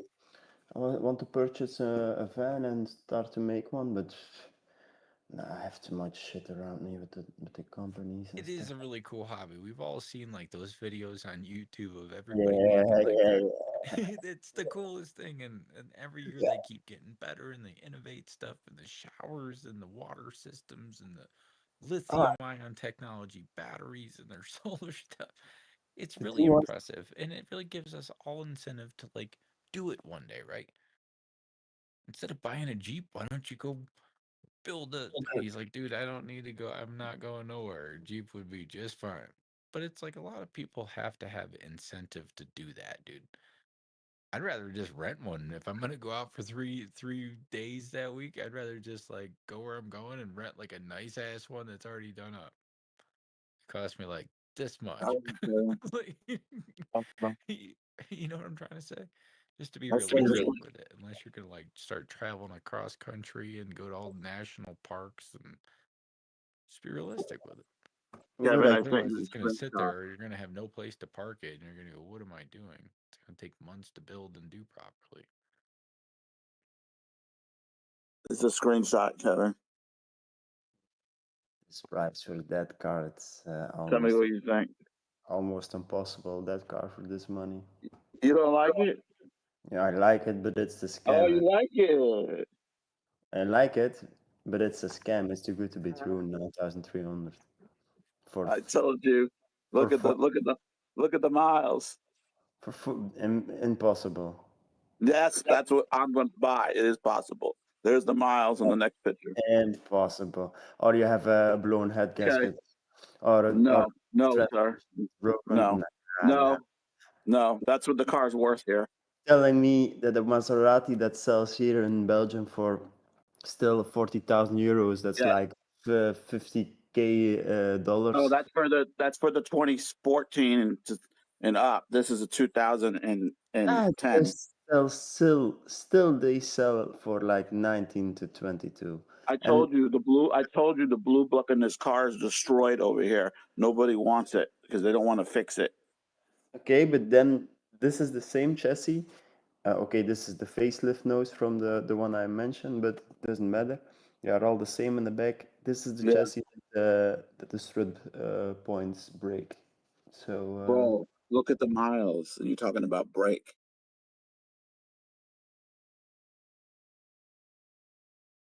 it doesn't It's matter still the miles are 10 miles or 20,000. If they just drove it on the wrong road or the wrong oh ditch, my god. it's fucked. Yeah, you easily can pull the carpet and the trunk away. You can look at it. It's simple. And if you drive with it, it will be very For noticeable. 9,000? Man, it's cast aluminium. I You know can. you're gonna buy this for 9,000, right? Yeah, If you but see it. it's cast aluminium. I'm a very good TIG welder. And let me say one thing: if you want to try to weld cast aluminium in the back in the trunk for cracks and stuff like that, I wish you luck, man. That's all right, man. I'm just gonna drive it on the street like it, Yeah, yeah, 35 miles an hour, man. yeah, indeed. And at I'd be 90, like, man, look at my car, man, 9,000. it's a nice car for 9,000 and with the Ferrari engine, and I'm not gonna argument it for sure. It's crazy, isn't it? But it's better to buy these cars, take out the engine, and sell the engine separately because Yeah, the you engine. never know. I could No, take it out and put it in the 944. the thing is, Bro. the engines are selling for like 18-20,000. See? You guys, I'm realizing my engine is like a German made engine, and it's also a German made transmission that went with it. The Tell one me. that's in the truck. It In really an is. It's like American car truck. no, it's like it's completely a German based. Stellantis bought it in their contract and their whole entire patent technology and everything that went through is actually a German based company. Then And it's that's gonna what's in this thing. So like remember like I was saying, it's a straight inline 6-cylinder twin turbos. Mm-hmm. It is. It's a German based engine platform and also It's a gonna be a good powertrain that is built off the exact same mounting position plates, but it's an entirely different structure, but it comes back into that same like center shifter. So I have like a shifter that's in the center console, like it's like a in between the two seats, you know what I'm saying? Because all of the other Rams in that year and the years before for the past like 4 or 5 years have had something that's on the dash. It's like this little round knob on a dash that just like you twist it from the left to the right and it goes Yeah. from like park to reverse to neutral to drive. You know what I'm saying? The sticky button. Yeah, that sticky button, that thingy that's on the dashboard for no reason, and it's an electronic. The one that I have is over in my center console, so it's actually like a legit like. But this one is now made by a German company. But it's cable driven, the one that you have in the center console. It is. It's manual cable, truly driven, but it also has like its digital sensor thing that I if I think it's don't in press a, my brake, it'll also screw it up.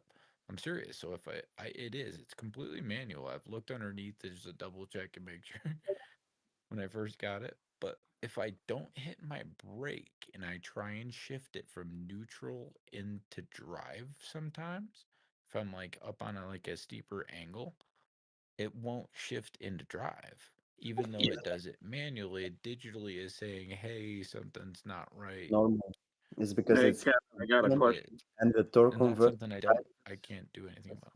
It's because the torque converter inside has a preload, and the one with the cable driven. And that's what they told me. It actually has to do with a digital sensor preload for the torque Yeah, sensor. it's normal And that's because what they told me has to do with the newer data stuff. So it's like, dude, you got to put your foot on the brake no, and let the data for the torque sensor let it know that it's in the ready state to switch over and stabilize or something. So I was like, okay. Bad at the resale. I don't think it's about the sensor. Maybe they have an extra sensor on it, but it's No, I talked to like, like the highest level dude. Like I'm serious. I'm not getting like down yeah, when I was at the dealership for like 3 hours and I was waiting the main dude. And then we but called up like the other. He was able to conference call like a higher technology tech dude from like literally from like Ram from Stellantis like. And he conference called with him and he actually filled him up in with a higher grade of software, what they should do, and they upgraded some other thing. I'm telling you, these things are too much technology. I wish we could still have a truck I could work on the carburetor and do everything on it. These things, I'm afraid of it. All these buttons, all these things, all these digital. There's nothing you can work on a new vehicle these days. It's awful. I can't work on one thing on there. Maybe like put air in the tire, maybe do an oil change if I do a little research to do it properly, you know. But other than that, easy. it's completely digital. You need a sensor. Joe, I can't do anything on a can new I ask vehicle. one I've built question? cars my entire life. These things are all digital. I just need to ask him a real quick question and I'll be done. Kevin, on the Maserati, when it goes to 2014, the engine switches from a 4.0 V8 with 400 horsepower, and then it switches to a 3.8 V8 with 530 horsepower. Yeah, the 3.8 is better for sure. The Why is it getting smaller but getting faster? stroke is shorter. So the stroke is shorter and it will be nicely in revving range. Because these engines from Ferrari had the same thing in the F430s. It was 4 liter. And then you have the Scuderia and then there's the 3.8 version. So Mine's only 3 liters and it has more horsepower. yeah, but that's a turbo engine we're talking about. It's 6-cylinder. 6-cylinder It less. doesn't matter. I have a 6 cylinder from in the 2000s here with 1200 horsepower. So, You know what I'm saying, guys? Which car is better then? The one with the 3.8? In my opinion, the 3.8, but I'm not sure how the engine heating in that car, how the heating flow in that car is. So if you have a lot of heat in the back with this engine front mounted, it potentially has more problems because of the back cylinder getting too hot. Do you know what I mean? That's what I don't know with the Maserati at this point. But this one is the GTS, and it's 2014, and the other it has more miles. But the other one's not GTS in 2010 with less miles. I rather would go for the 3.8 because it will be quite nice. I think I would do the 3.8 as well. I really would. It's got like double the miles. Yeah, but honestly, the bigger, more vibration solid from a engine, I'm 3.8 will be serious. less than from a 4 liter for sure. Wow. I don't know. I'm definitely surprised you said that. I thought you would choose less miles. I built E36 and E30 turbo engines, and They have so much better pistons. They have forged pistons. Like basically, like like the rod connectors are so much stronger. Those inline sixes are right on the money. Those 3.8s they really are. They're bulletproof. Hey, I've this is a seen 6. them. I thought this was an 8. So if I build a 3 liter 6 in line, just on like 6,000 RPM, the vibration of the knocking of the cylinders and the complete rotation assembly is the double of the same 2.8 6 in line engine. So a 2.8 with a smaller stroke and a smaller bore has less vibration than a 3 liter. Mine goes up to 8,000 RPM and it has twin turbo. Yeah, but that's what I was mentioning. So some engines are good and some engines not. The rotation assembly is different. My 2.8s run boost getting from 3,500 until 9,500 with the SuperTech head. And that delivers around 950 horsepower and 1100 Newton. That's an engine All that it comes down to is the consistency, what they've been finding in the smaller.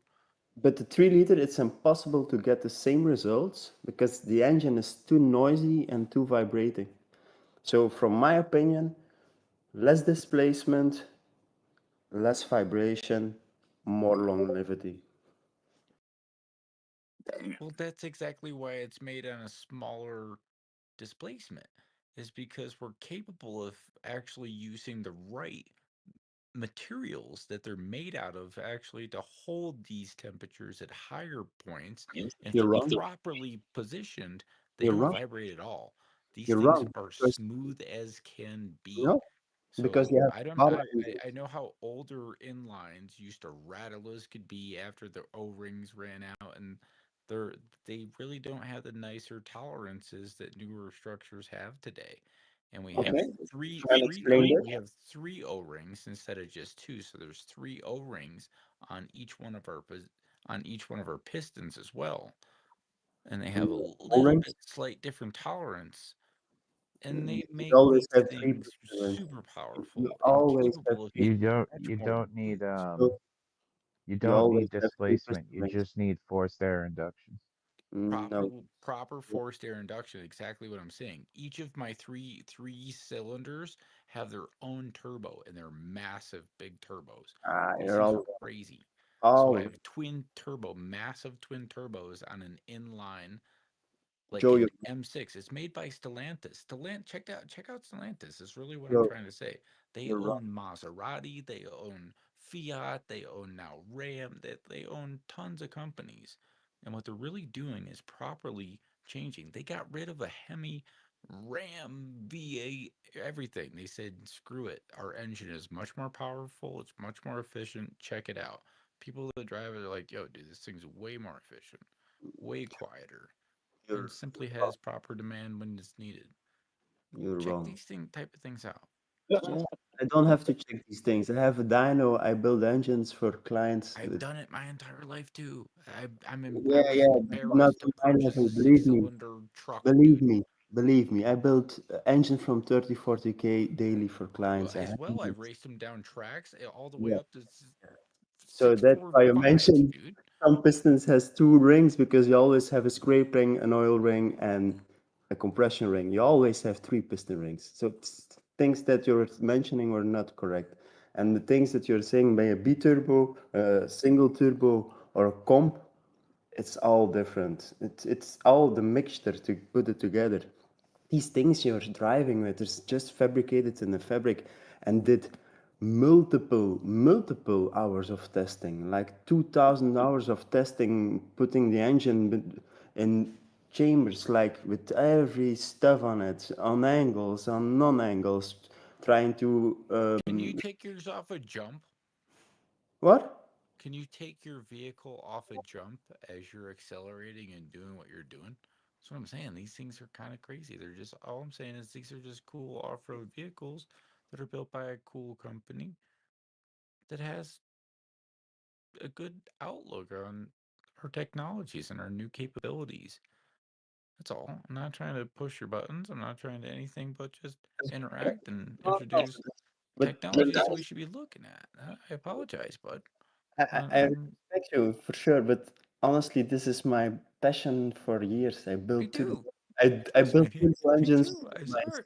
16, and I'm one of the biggest names in Belgium, and there are only 4 or 5 guys that are doing the same things from me. Believe me, it's not easy to make from an NA engine, from just a 200 horsepower engine, a 1200 horsepower engine that still drives after 30,000 miles, with no head gasket leak, no pistons that blown out, no just no problems As at all. long as you properly take care of all of your vehicles, they should last that long. No, it's because the mixture you Absolutely. make, the tune you make, the fuel you use, the everything, the complete package, that's the key. Like I said, properly taking care of your vehicle as you're using it makes a world of a difference. I got one question for Kevin. Do you think this 2012 coupe is It's a better it's a nice than December one. R The other one is less money. It's only 18, and that one is just the regular S, but the other one's the MC. It's from the picture, it's a nice car, but how can I see what's going on for the? If you go watch that car for the first thing, it can be a piece of shit because if you open the oil up, it could be mayonnaise inside of it. You have to see it on the at the place itself because for me, Because that's, we were assuming that they were both good I don't condition. know who drives these cars in America, but in Belgium, these cars are always maintained at the dealer or at a place regulated from the dealer. Do you know what I mean? I don't know how it works in America. So if you have dealer problems that they know, they call you up, this car comes inside. It could be something stupid, like a small O-ring on the oil filter housing or something like that, that can make this engine brake easy. That Okay. has been changed, and that's things that I cannot see on these pictures. And for sure, I would never buy a Maserati on second hand in America. Never, because in America you have so much guys that do it all by themselves, and they like to do it. Some are good, very well, one of the best technicians that I know, and then you have guys that would put it together with briquette stuff. You know what I mean? So I would never buy a Maserati in America, not dealership maintained or All right. dealership history. Cost a pretty penny for just an oil change on a Maserati, bro. And if the engine is worth more than the asking price, Yeah, okay, but Emet, from my opinion, if you buy that car tomorrow, 30,000 miles, blah, blah, 10K, 15K, all good, you drive it 3 weeks, and you have a broken transmission, where do you gonna go? you Are might you can't going to come go to on. Maserati to change the transmission? You're Dude, going to I'd pay be the same nervous price for turning your it car. on. Every single time I even turn that vehicle on, I'd be probably nervous. Even just like That's literally just like make it igniting it, drive like fine. turning the ignition on, like That's a Like I car can like for somebody with a bridge or like me or like what I hear from Joe, like somebody that has already knowledge with tearing cars apart. If you buy something like this, okay, in worst case you need to ask some advice from a technician that works at Maserati from like how do I take the transmission out on this way, blah blah blah. That's okay, but if you don't know how to maintain cars or don't have a little bit of how do you call it survival techniques with cars because you're stranded with them, I would never buy a Maserati. and there's No. also a reason somebody's getting rid of that beautiful Maserati. If they could Yeah, have afforded yeah. it, they would have kept that in their garage. They would have kept it or gave it to one of their family members. There's a reason that they're getting rid of it, or there's a reason that it left.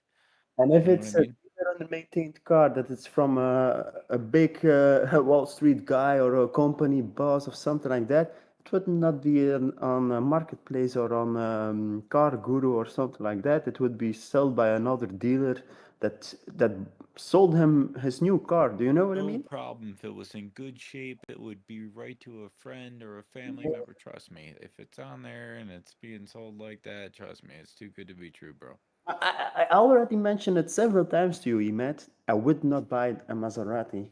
I mentioned it several times. And if you want to throw your money away, just buy a Maserati, man. Bro, Just it's like buy the Maserati. $900 to replace the battery on it. $900 to replace a battery on that thing. Like 2,800 to replace the brakes. It's all good if you can do it by yourself. And then it's like 450 for parts on the brakes and maybe an extra login code on the auto or something like that to put the electric brakes in the back open or something like that. Then you're fixed. But if you cannot do it, and they're gonna scam you. electric brakes in the back. It just got regular brakes. Electric handbrake. Bro, Oh, these things are handbrake? so much You don't more need that. complex. You can't just take the wheels off And if on you this and have then just like change the brake out. You don't even have even the correct tools. You don't even know where to find them. You have to order them What to do you even mean? do the brake systems The on these, brake on pads, like a it's just got Maserati. elements of it. You can't just like change your own brakes on your Maserati and you're good. almost Um, every new car has electric brakes at this moment. So like Kia's, it's every car. But you can put it open with a regular screening tool. You know what I mean with the screening interface. But let me like a see. Maserati sometimes doesn't want to accept. You just plug it in and it's like sorry, this limitation does not work, blah, blah, blah. And then you need a guy that can have the right screening tool. Then you maybe can open the brakes in the back, or just to reset the stupid oil indication light. Bro, you can't do this in your driveway is really all I'm trying to tell you. Yeah, your car has German parts on it. You'd rather buy a Porsche? That's easy. I That's a can't work Porsche on it 500 at Audi. all. I already told you this. That's what I'm terrified about. I can't work on one piece of it, and I'm being realistic about that. 2012 Maserati has hydraulic brakes. They all have hydraulic They brakes, but all in the have back, hydraulic brakes, bro. the back, Bicycle has hydraulic the brakes. first tension point is driven by electric handbrake. So you cannot spin the piston caliper back inside to put new brake pads in. That's a simple. And you have to have the proper tool to depress the actual caliper, to press You that guys have been caliper talking back in about to get your new Maserati brake for into like it. 20 hours now, dog. Like, I'm not trying to be a dick. It's been a long time this conversation's been going on. That's what I'm trying to get rid of as well. Enough car talk, please. It's really tough because I truly understand. This poor guy, he understands, and we're trying to. Emed, do your thing. Go check a vehicle out. If you're interested in something, let us know.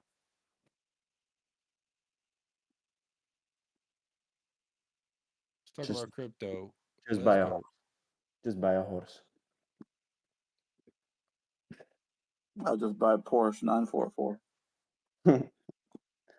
So, for me, it looks like we're going to go lower. Have some lot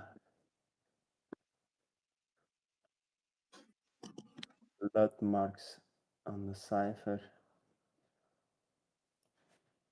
Looks like we're going to go for the downwards move, from my opinion, on the alts.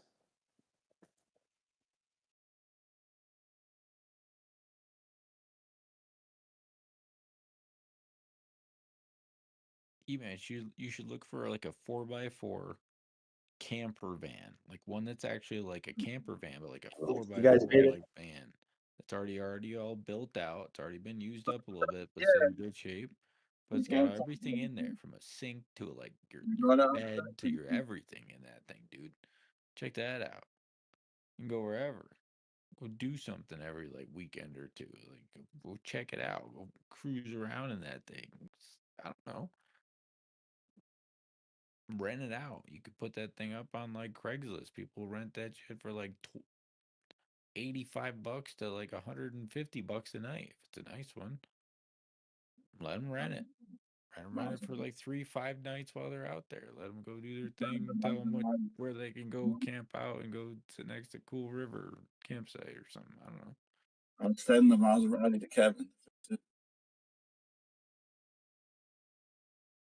Instead of just getting a Jeep. Can't sleep in a Jeep. One Jeep, I'm one serious. Maserati. Some of those things that you could pay with that 8 Gs, it's like, yo, dude, you got like a cool camper, like. I'm on a 20K budget. I'm gonna get both Maserati and one Jeep.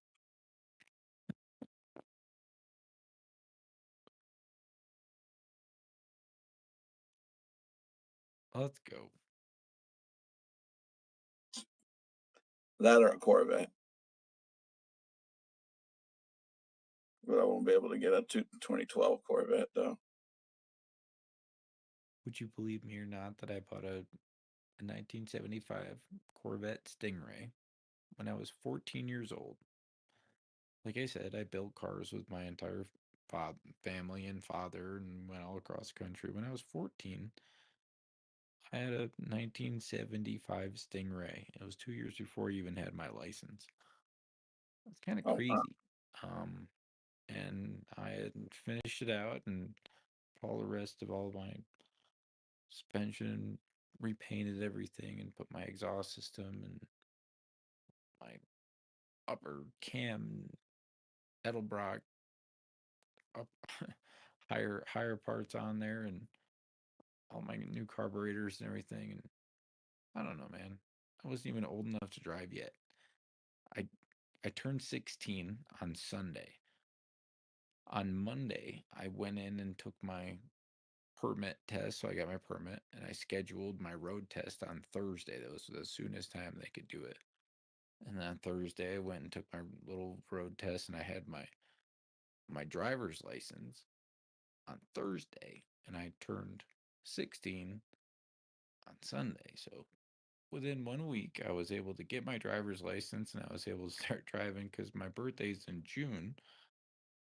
I was able to drive that vehicle all summer long, and I had saved up. I had painted a bunch of houses. I had mowed a bunch of lawns and helped out a bunch of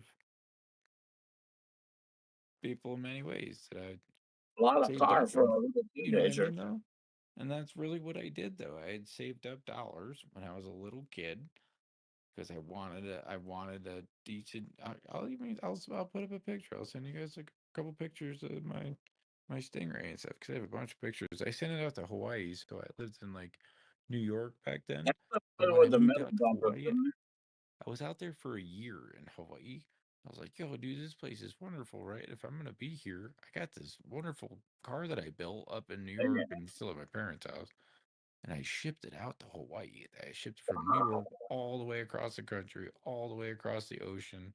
It arrived out there. It was like $3,800 to ship that thing. Wow, back And I then. drove it every day because it was wonderful. In Hawaii, I was able to drive that thing every Oh, single we've been day. living life.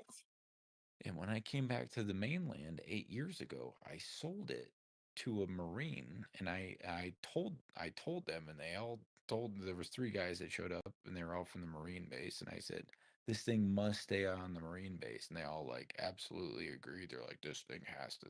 This thing has been bought and sold by a ton of Marines that live out in Hawaii still.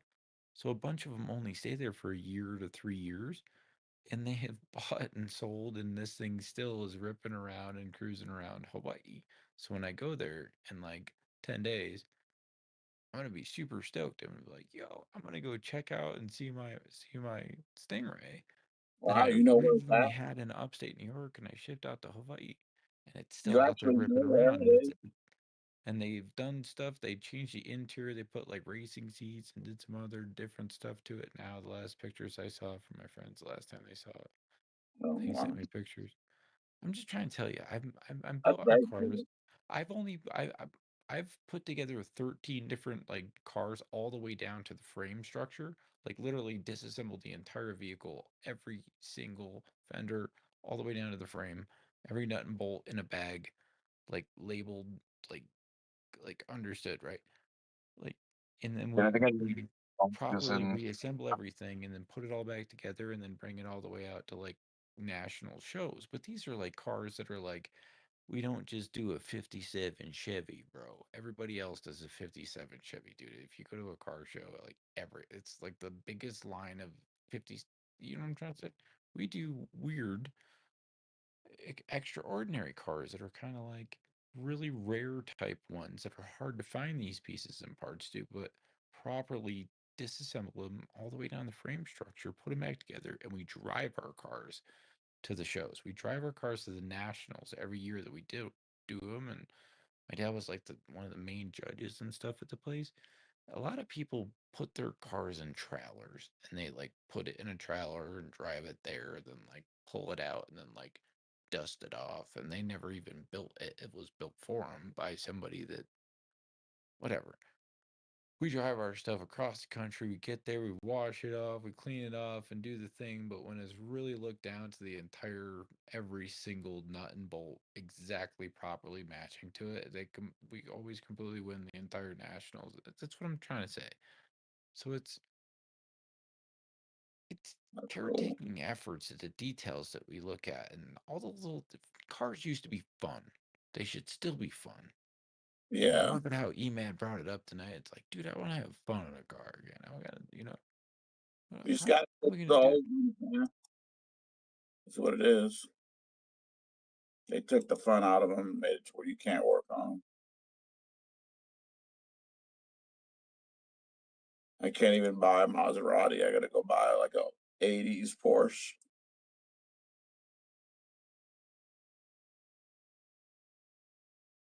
I guess I could work on that Jeep. You kind of can. You can work on anything mechanical, but anything digital, you still can't work on it. Maserati, Porsche, all this stuff, you can't work on any of those. I wish we could still just have an analog old car that just had fuses on it and had pumps and pistons and things we could replace I buy ourselves, the no problem. Maserati Like go right to now. Napa and grab any part you need. Nowadays, you can't really do anything on any sort of sophisticated I just won't vehicle drive that it, you'd man. like the cool drive down the road. Like any I'll just car drive you it once, mentioned, you can't touch it. You can't touch. You don't even know how I'll to just figure out drive it what's like truly wrong with it. one time, maybe 2 times a month. You know what I mean? If it's not something obvious like brakes or something, come on. Why are we still talking about cars? I don't want to break anything. EMED. We all drive vehicles. Hundreds of millions of people in this country. We all rely on vehicles, cars. Go find one you really like. Find one that you depend on and need. But make fun of it, dude. Find something you want to actually rip around town with. Nissan 350Z, 370Z. That's what you sound like you want. Most people, I'd be like, yo, just go get a Toyota Camry, dude. It's cheap, it's easy, it's the cheapest thing, it's reliable. It's what do you mean? You're going to the I'm an grocery store. enthusiast. Who I gives a like darn? cool cars. I like cars that I like enjoy looking at and the way they. How often do you even use your vehicle a week? Do you go like use it once or twice a day? Oh, I used to have like 6 vehicles, but now I only got 1. But I'm gonna get me something I like eventually here. And I like that Jeep.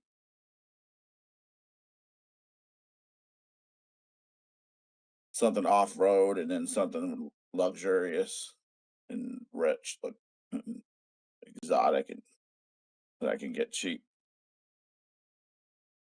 That I won't drive much. Or if you can quick just sell it for twice as what you paid for it, boom. Put it up for sale. If nobody gives you an offer, you never know. Somebody will offer like, yep, that's my kid's new Jeep. I'm telling you, you never know. So there's some pretty rich parts of your town. Just put it up for sale. Somebody will buy it. Like, yo, With all that stuff I'll on. buy that thing for 13 G's, no problem. Buy that seriously. Drive it around for a couple months. Somebody will buy that thing in a couple Drive months. it out Like here not in even the thinking about it. Like, yep, look one I'll on drive Craigslist, hon. I bought this thing in cash. She's like, they don't know. Like, sweet. Oh my god. I'll drive it to visit you and then I'll take the plane home. I'll put a for sale sign on it. I won't even make it back. They'll be going nuts for it. You got it, man. All right, shoot. I'm about to bounce. You guys have a good night. Do the thing. All right, bro. Shoots. Really though, good luck with your purchasing. Think about the vehicles you really could use, and it makes most sense. Take a look at it. I told you all the things you should be looking at when it happens. Yeah.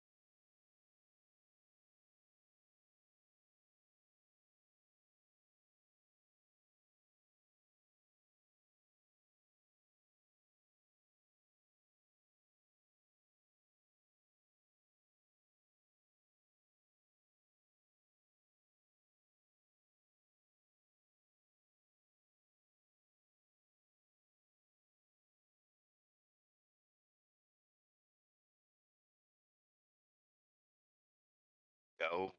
Oh, let's go.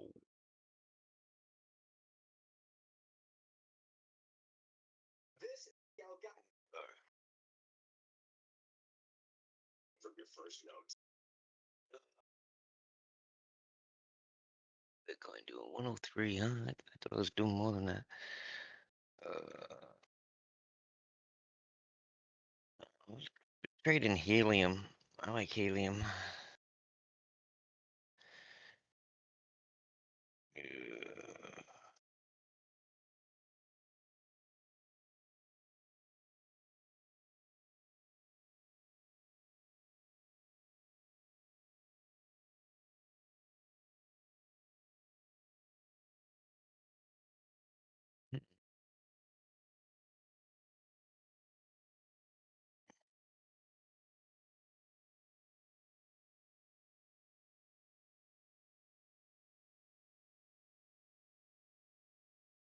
What happened with it going sale? Where? There we go, 2 plans, $50 a month. Jeez.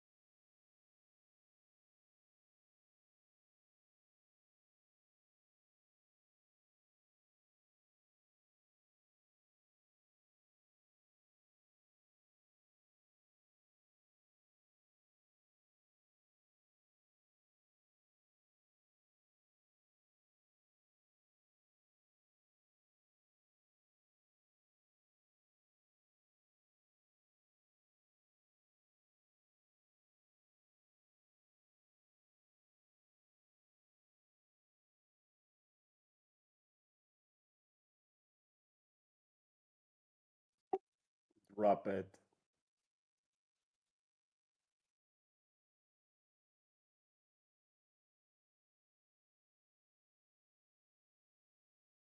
$69,300, please.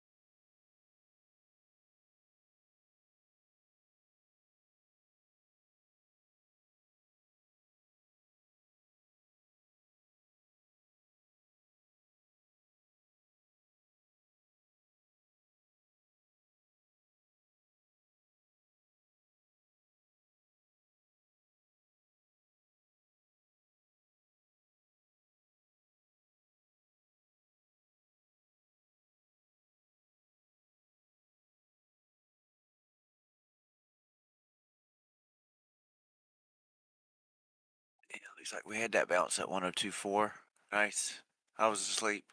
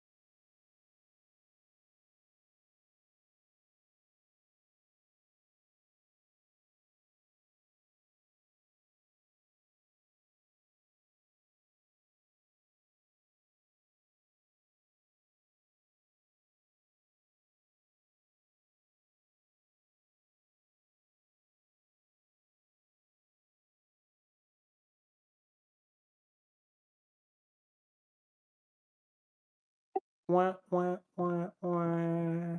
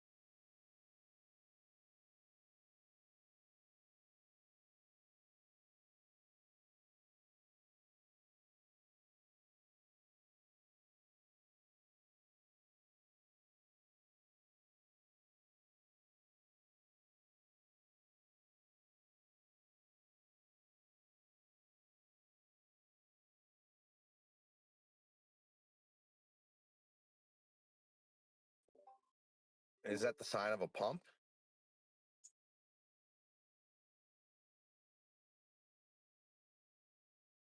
No, it are prayers for more dumps. Oh, okay. I was wondering.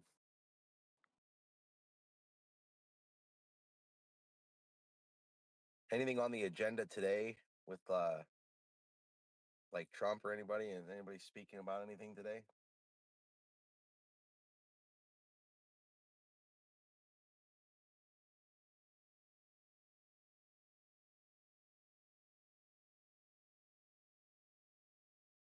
Sorry, man. I don't know. I was not on chat or on Discord for a while. But I think we all, or most of us, were talking to see some lower numbers again, at least to grab that factor gap beneath us. Because we just lost the 200. 50 is curling down. Yeah, there is still potential that we go to 106, 107 to grab that 800. But yeah,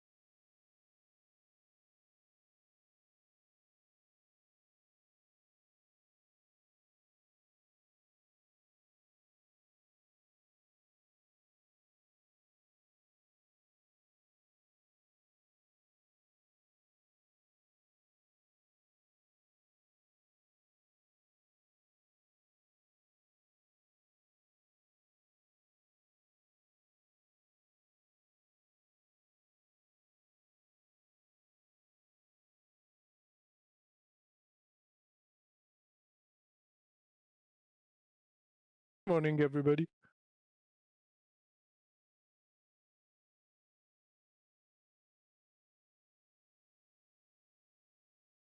Another day is upon us. Zeusy, how are you? Morning. Hello. Yeah, another day is upon us. Thankfully. Imagine if it wasn't the case. Ooh. I know, right?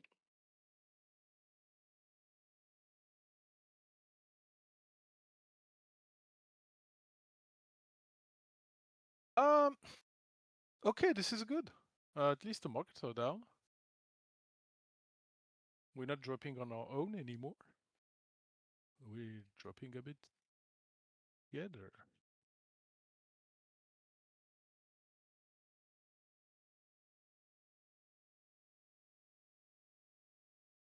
Did we take out the futures low? Wait, how? Yes. Ah, no, not yet, but very close. 6,750 was the a low on SPY that happened during while it was closed. And then we pumped up when it opened yesterday, if I remember right. Without ever visiting that low that was done on futures, and today we are today is about testing that low that happened while it was on the futures overnight trading, and we'll see if it holds. We're there roughly. I mean, it's missing a few points to the downside, but the market's dumped as much as the low on futures, I think, if I'm not doing any mistake here. Yeah. So for now, it's a bearish engulfing daily and all, but we'll see the reaction once we take out that low. And for Bitcoin, I like that we're holding that accumulation. Well, I don't know if it was accumulation, but that high spot only high volume area, but only on spot. On average there was nothing happening, so it's still it's a bit the deciding the point of control, right? So as long as we're above it, bulls are in control, and if we lose 101 to 102 area with the middle around 101.5, if we lose that, then bears are in control again overall, and I would expect but hopefully a higher low so I don't get stopped out, but the most likely is a lower low even. I'm going to get local golden pocket at 101.2. So, hold between 101 and 102 would be a good higher low for continuation of a dead cat bounce, most likely, but we'll see that. Well, for now, we're still not out of the woods, like Dbloc said yesterday.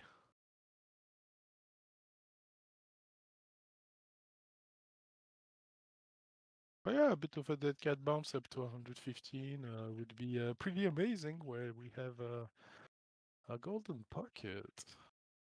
But we'll see how low it goes, right? Because if it goes much lower than 98, then golden pocket will be lower, and it will be more plausible as a bounce. Because right now 115 seems too high, especially if you look at the order book. That's just it just can't. I mean, yesterday it felt like this. It's just like impossible.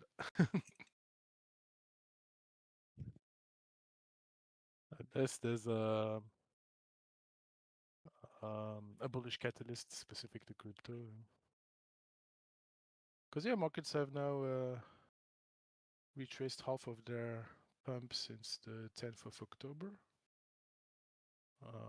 while Bitcoin is quite lower than the 10th, right? So we're ready for a catalyst.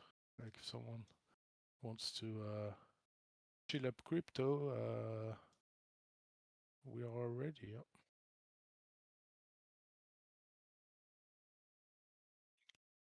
Golden pocket on SPY would be 6,695. Not SPY, sorry. US 500, but it's probably the same.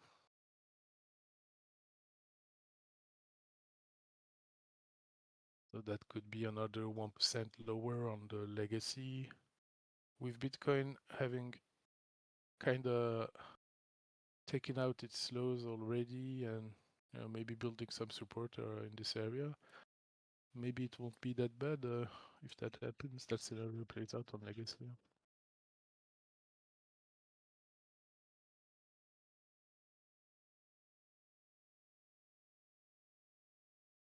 I think we have a chance though at holding the futures low.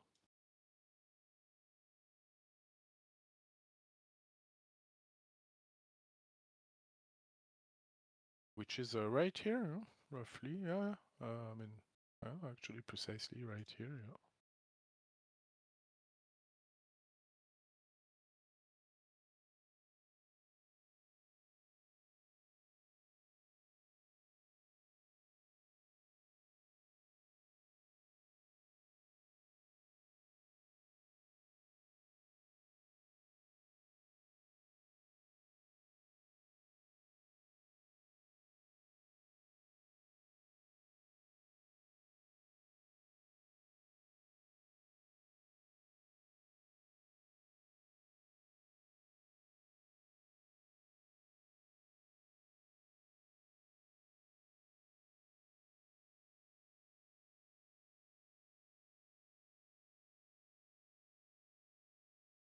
Back in what I took out on ETH already, bringing my entry higher, asking to get stepped out, but there's still room before ETH reaches golden, which is 3,200. We're at 3,300.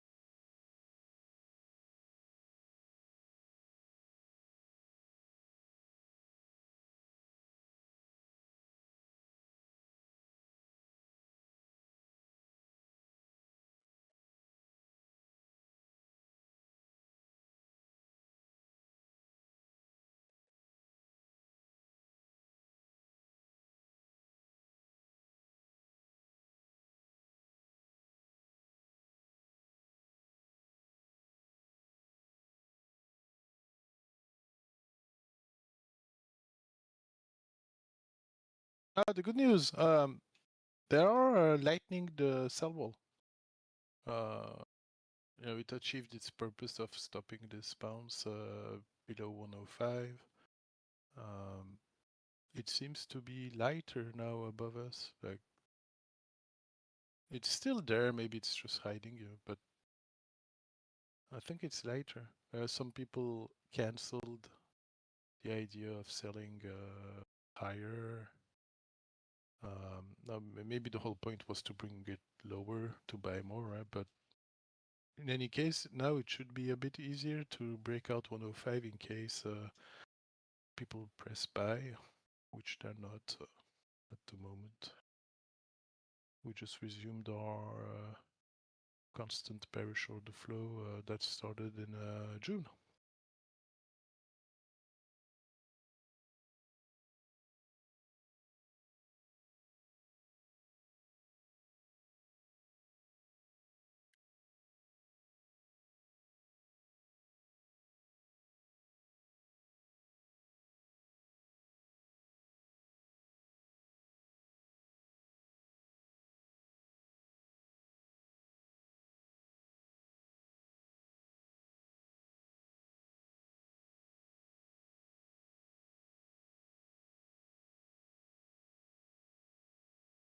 No, it's enough to break 98. Yeah. All the orders that got cancelled above 105, if they just mark it out, will break 98 easily. Yeah. Even 95. Yeah, 95 might stop it. 1,000 Bitcoin roughly on my exchange.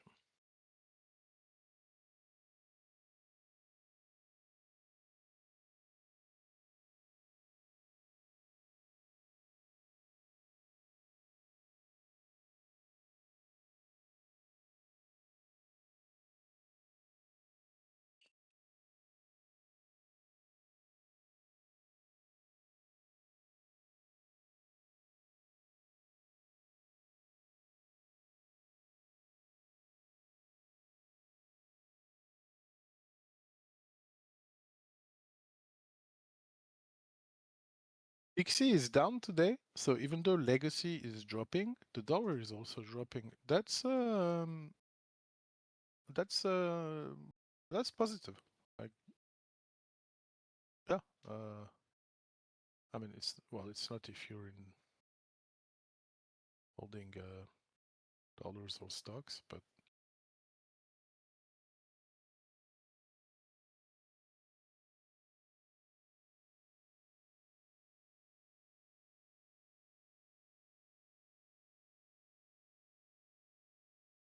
yeah, the dollar index is below 100. It's in the process of getting rejected from the daily 200 and starting to come back down today. We'll see if we get continuation. I think it's likely to at least put a higher low and maybe even continue its downtrend. Yeah? But we did a higher high, just a tiny bit above the previous high, and it's now retracing its pump. Well, it started retracing its pump. I think we could see it below 99 easily.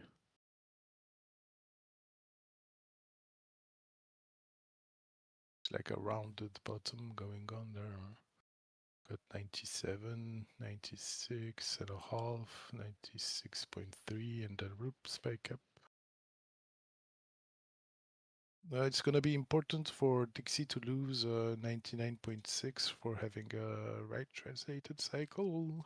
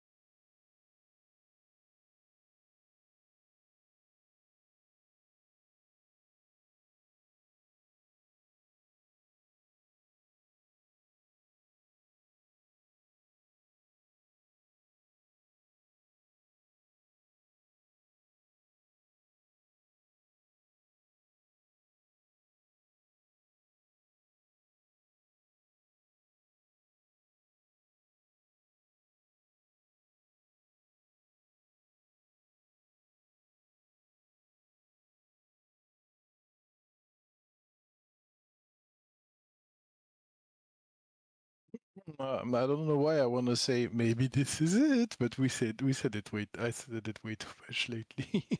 But it could be because of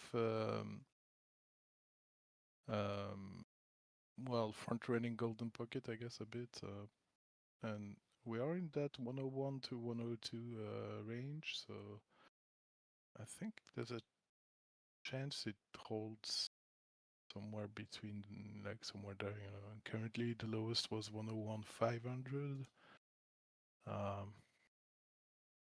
Maybe we'll go. Maybe we need to even go below 101 and then bounce, but at least on the small time frames, right? The thing is, how high do you see it bounce? Is it worth it to long it? You know, high above 104,500. Gonna give a more interesting trade than actually catching the long from here to there. Because then you could target a lower low.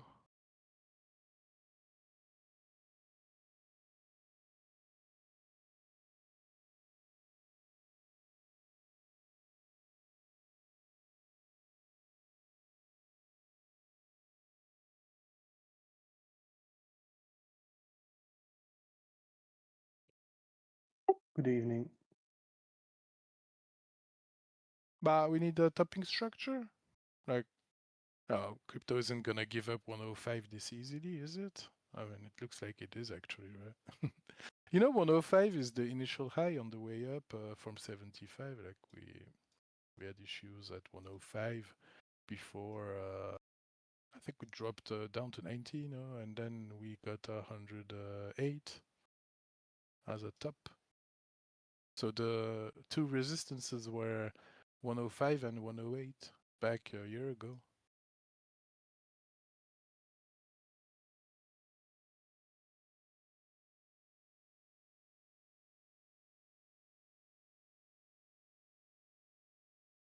At 108, we got the SR flipper. Yeah, that one is done, and now you know, flipping 105 into resistance may need a retest.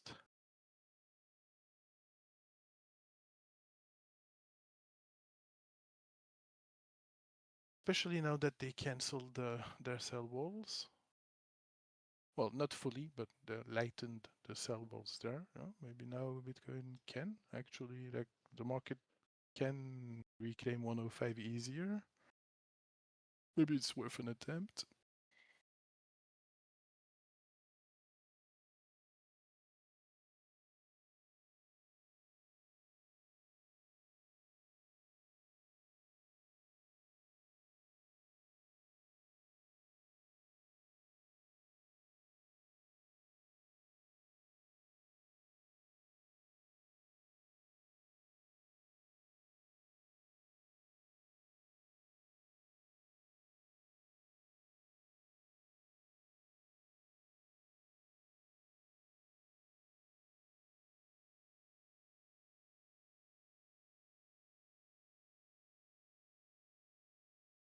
Yeah, 5th of December 2024. That candle there. So we're now trading in that old range.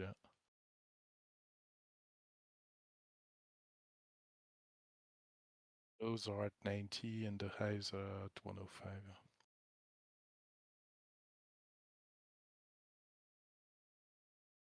And the fake outs to 108. And the fake down to 75. Aye, aye, aye.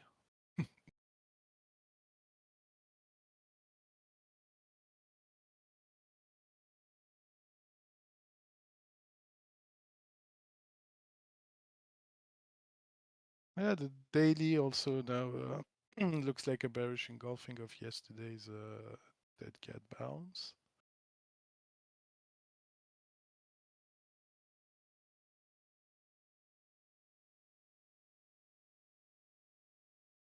We're gonna need to answer with a bullish engulfing tomorrow.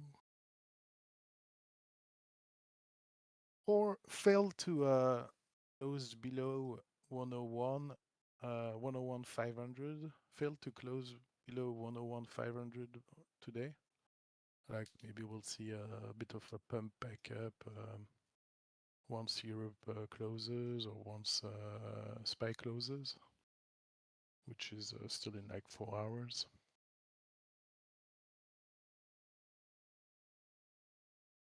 But yeah, you don't want to close the daily below the daily level for bulls.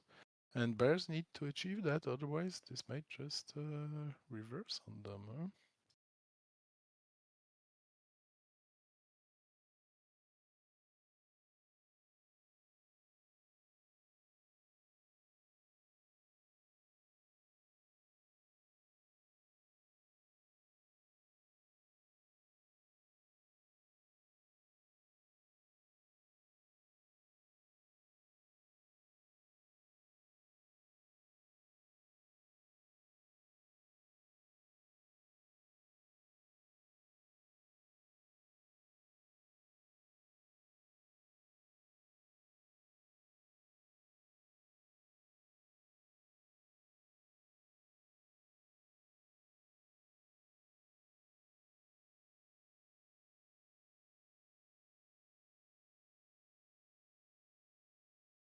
ICP reached it's almost at golden pocket of the whole down move since $15. So, well, you know, that's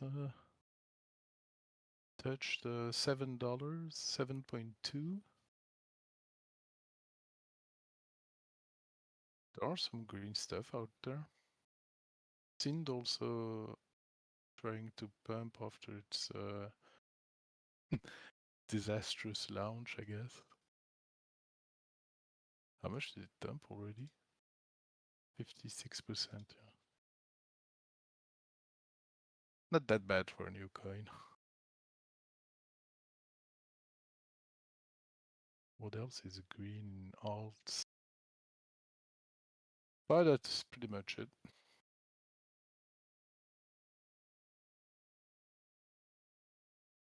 Zcash up 10%. Soon is doing stuff.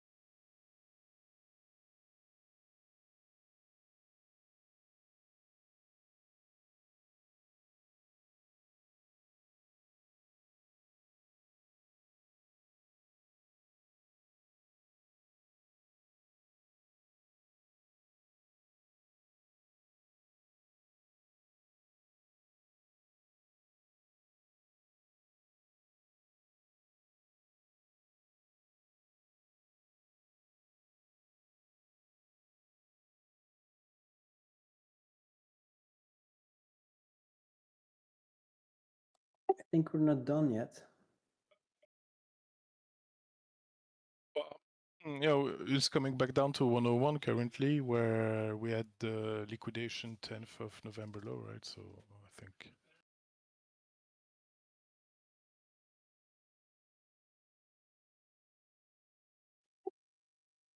Trying to grab my hedge because I have a nice short at this moment.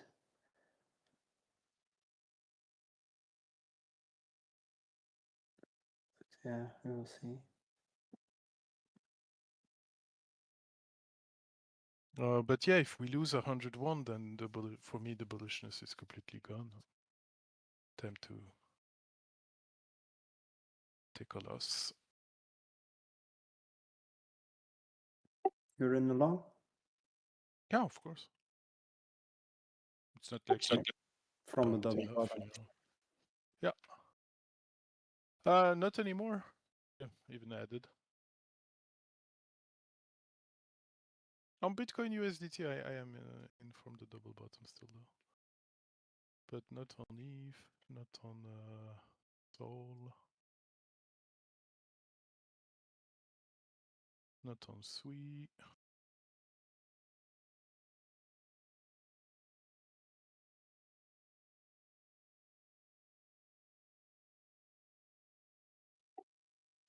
I grabbed the first bottom and I went to sleep at the moment that I was in the first bottom. Stop loss and profits, and the second one wicked me out. So it wasn't a play. But It's the reason for that second bottom. It's to stop out anybody who moved his stop loss up, so that strategy doesn't work there. Yeah. It's like a stop loss hunt. Yeah. Like normally I was not asleep, but I was quite simple. It was not my night, so I grabbed the short from the red line at 104. So it's doing well.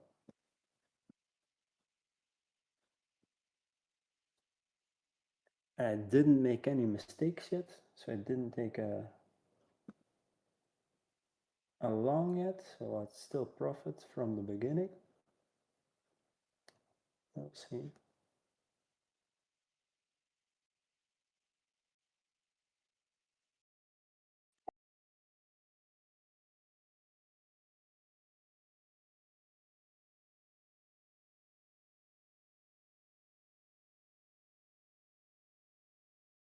Oh well.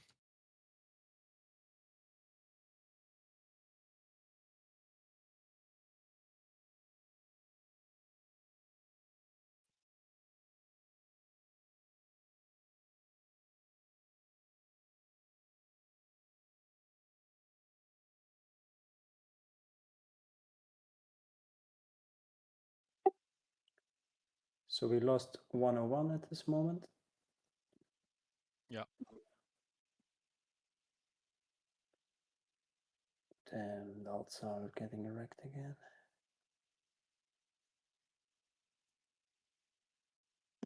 We'll go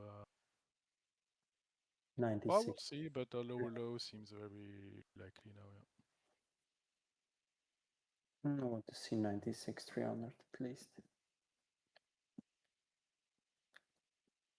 So that was the play that I was aiming for. I know it's not a happy play because it's a bad situation for Bitcoin, but the play I was aiming for was 104 until 96.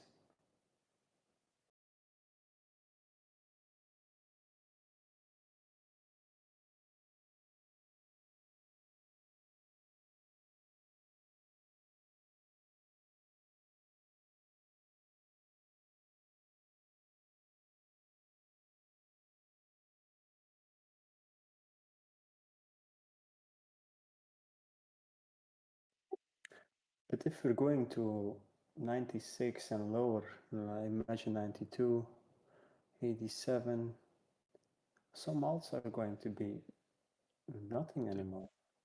Delisted, yeah. Well, the listings will continue. Yeah, but that quick? In 1 month? Everything wiped out? But there's Just already because of plenty of delistings going on and new coins getting listed too. Huh?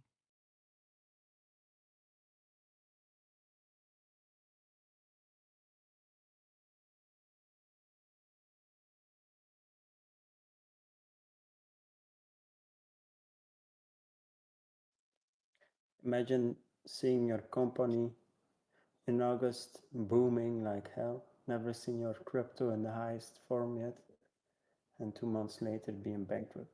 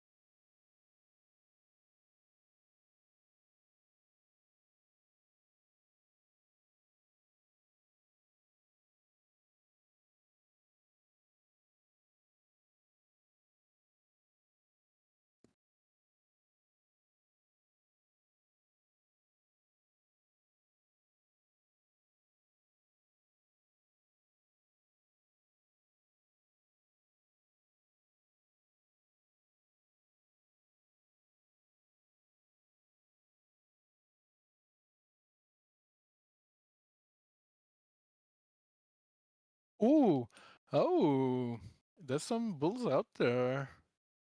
All right, BTC, get back that 101. That's yeah, that's some interest. Well, the guy who, well, the buyers from was it 2 days ago now, or yesterday? Yesterday morning for me. He's not done. I don't think he's done. He's coming up with 300 buy wall here. So at a higher low. Which point? Here at 100? Yeah, 100, 500, yeah. You can dump another 300 Bitcoin. It won't go below 111, 500. But that's in the, well, it's coming. People are just pressing sell. We're down 800 already. Even though the most of the down move was on low volume, it's picking up here. Right? You had an aggressive sell at 100, 500. And it failed to bring it lower because there's someone trying to buy Bitcoin at that price. Like he wants to get filled. And he was patient enough not to go buy 105, right?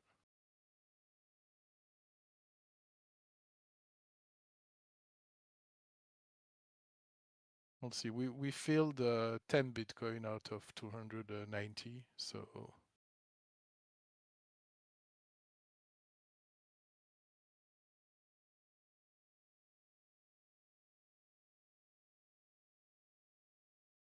I guess it's the 786 fib on Bitcoin, yeah. A golden pocket got broken.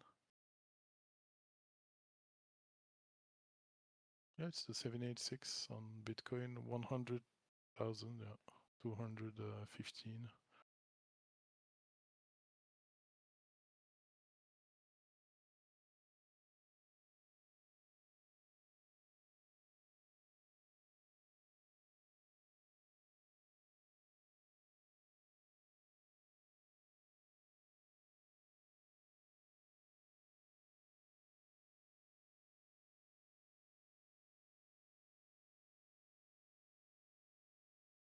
Some bulls are protecting their longs from yesterday. We'll see.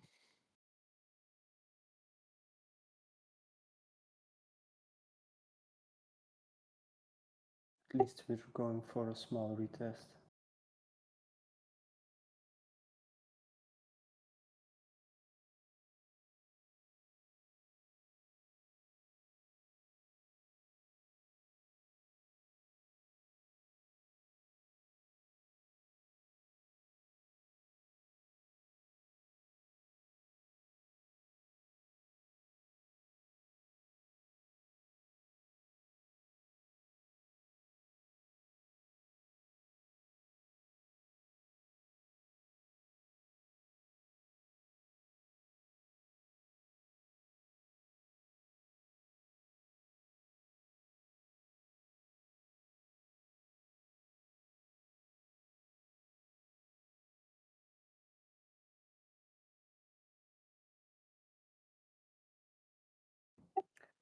should I leave a small runner on a short, or should I take the complete bag?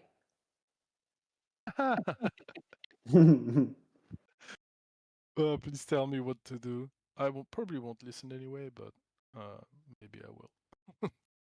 Just tell me to press buy or sell, please. Yeah, but if you have a nice short from 2,600%, and we see this small bounce now, should we leave 10% as a runner or take it all out?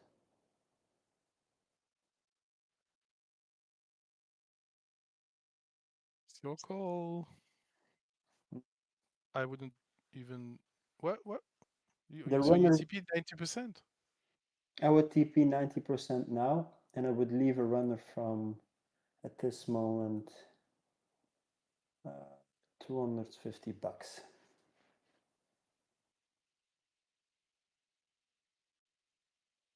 I'm looking for a long entry, but it's too early to take a long, from my opinion.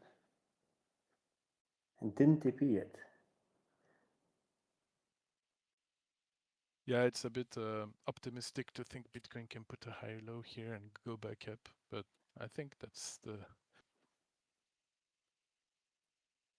Can go most quick. painful scenario for browser.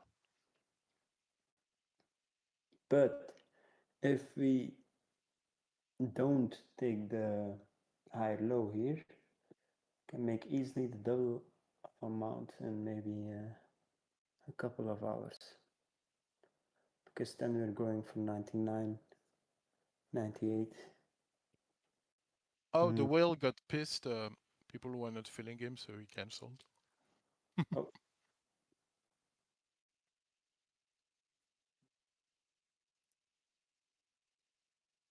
It shows buying interest in any case, so.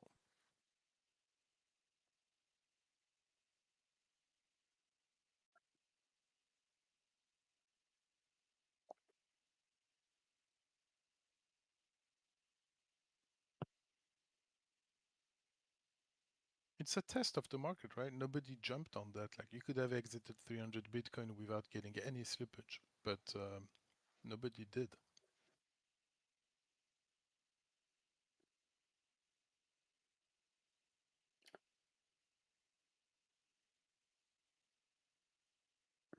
Let me stay in my trade for a little bit more.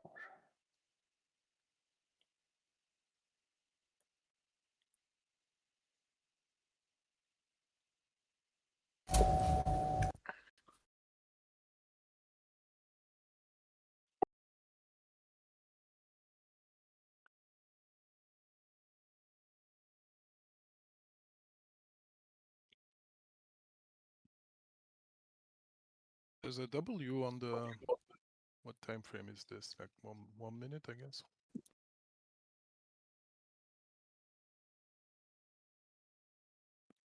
Yeah, that's what And we know someone wants to buy 300. That could be enough to like pump it back above 101 and activate a bullish setup again. The other option for me is to wait for a low below 98 and then buy when it reclaims 98.9. But I'll gladly buy 101 too.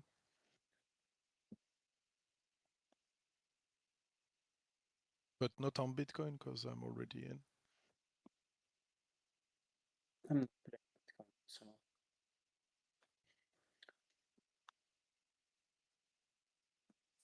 But there you go. You see these big buys. It's probably the guy who who got pissed he wasn't filled. He cancelled and he just marketed it in. Now he still has he's probably still not fully filled, right?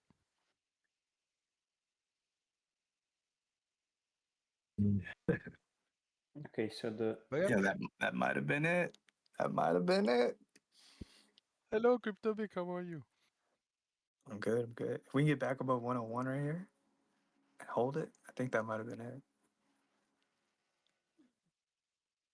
Yeah, well, we're there, but is it resistance now, right? If ETH can hold right here at 32.72 on this right here, I think that's it. ETH dropped less than Bitcoin. You know, Bitcoin is at the 786. That would be 3,150. But ETH holding above golden, even holding above 50% currently. But Yeah. it's only because it dropped so much, right? Like when you look at context, ETH lost way more than Bitcoin overall on this drop. So it's able to put a much higher low than Bitcoin.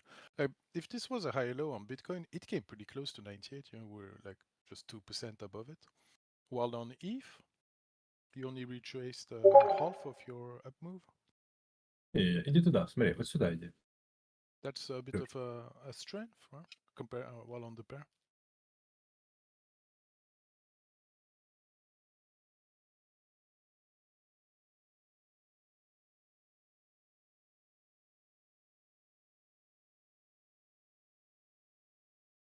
Не. Тут тебе цель.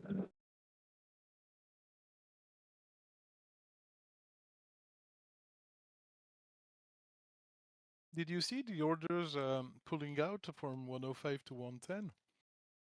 Like most of it is gone. I think it's gonna reappear if we climb back up to 104. They'll probably put them back, but right now they're gone. So it's as if people overall canceled the idea of selling above 105 and they just marketed out, and it caused a 3% drop on Bitcoin again. Although we haven't seen the volume to, yeah, there wasn't enough volume for that to have played out. But maybe a part of it is sold now.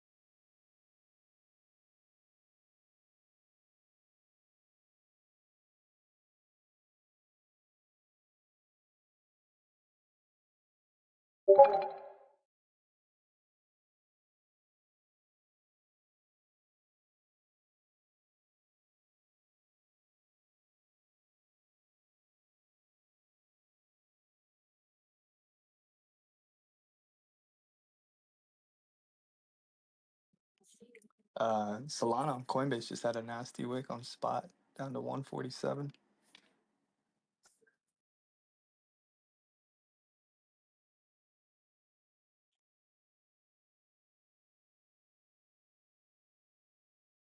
Did it react back up to 155, or is it depegged? Or No, it just came back to 155. all right, well that shows the bullish reaction after someone capitulated. Probably took profits from a long from $25. It's old money we're seeing exit here. I really feel like it's it's cycle players, old money, not like fresh new longs. People who can still TP at these levels. On Bitcoin, most people can still TP at these levels, but that's not the case for alts. Even Solana, it's not really the case because we spent years above 120 now.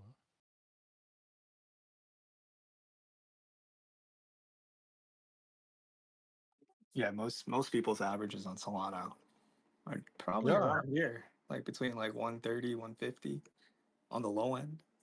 You got a lot of people who bought lower. Yeah, for sure. FTX. But a lot of those have either taken profits up higher, like we were at 270, 280, 250, you know. But hopefully they did. If they've been holding, then. But I think average, if they've been averaging in and out, they're probably, they took profits at 260, 280, bought back when we were down at like 100, 120, 140. They're probably around here.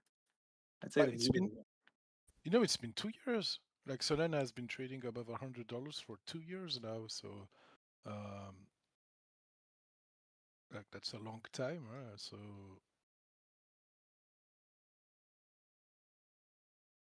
yeah, there must be a lot of people that newcomers to the market, I guess, that have their average around the current prices. Yeah, like, I mean, I was trading Solana around 20, but then I sold some at 80 and bought some again at like, back at 8, just in and out. But I think averages have gone up for Solana for sure. There's probably still some people that are holding from their original buy-ins, but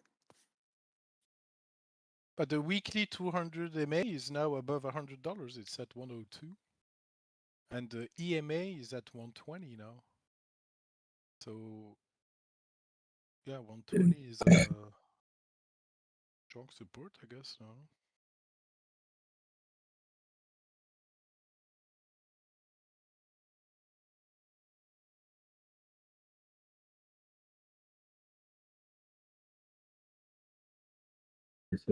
Иди сюда.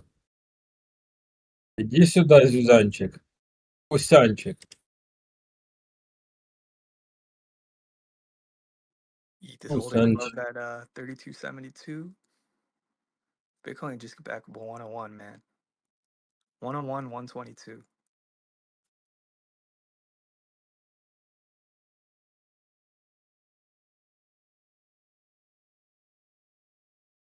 If we put a lower high here.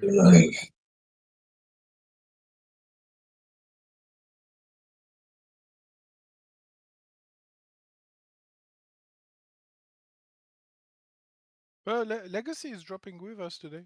So Bitcoin is, like even if we go to 98, we are a bit stronger.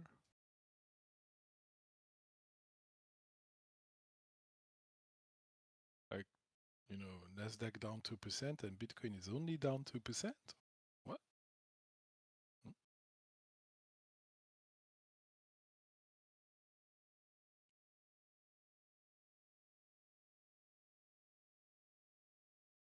Well, 3%.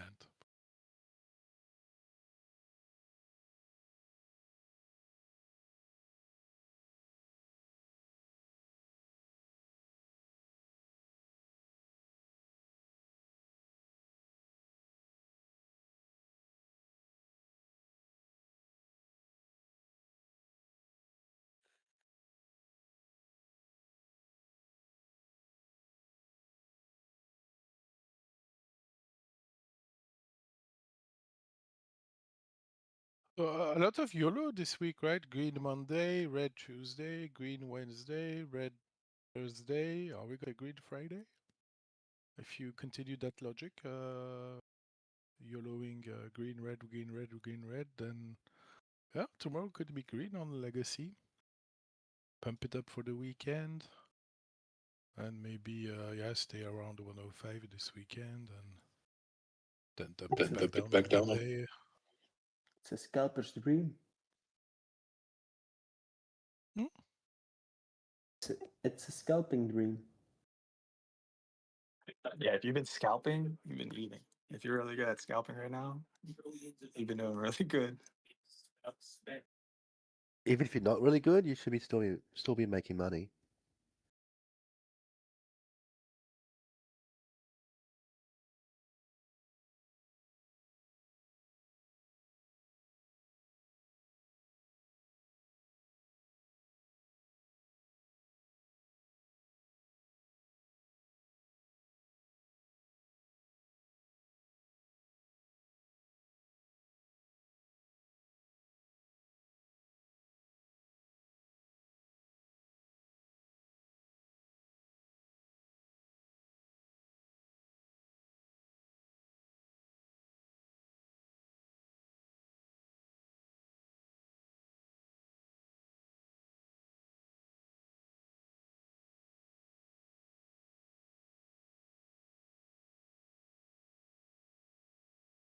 Do you guys think Dbloc would draw a W here? Well, the high low. Oh, or maybe it went too low for. No, actually, it doesn't matter. The W pattern.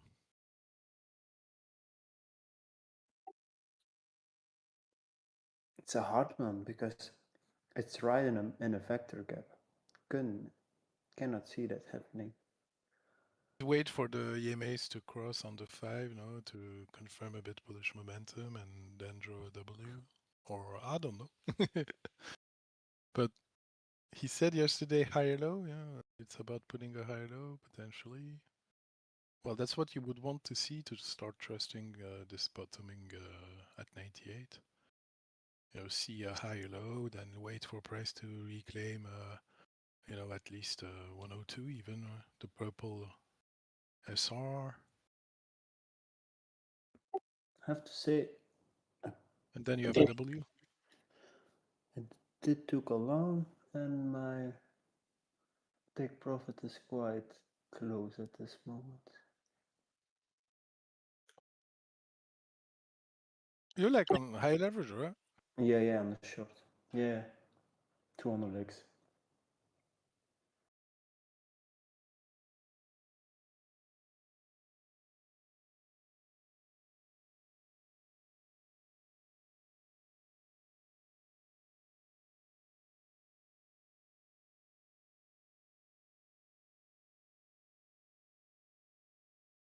Well, I'm gonna go take a walk.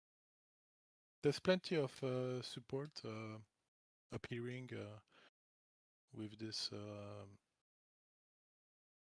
double bottom at 100 to 100,200.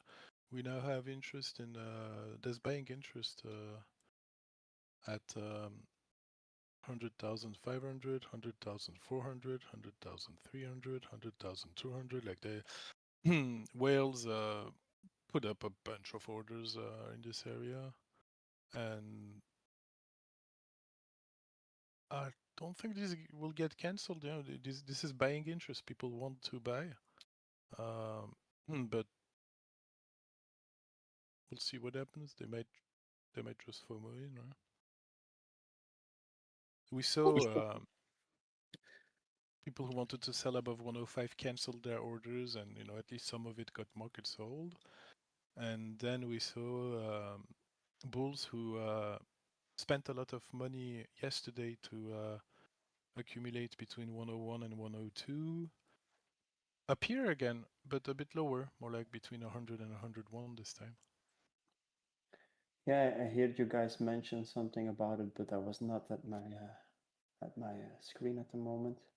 But I heard some sketchy things about orders being on weird places and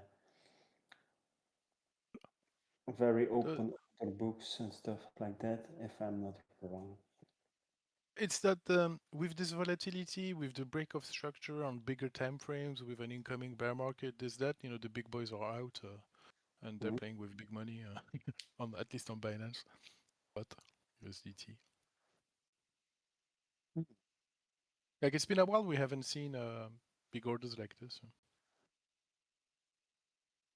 Oh, it's good that they are back. For me, it's good. Yeah, well, they're back, but to both sides. Yeah, they're not like necessarily buyers or sellers, but they're playing the magnet, but in a double direction.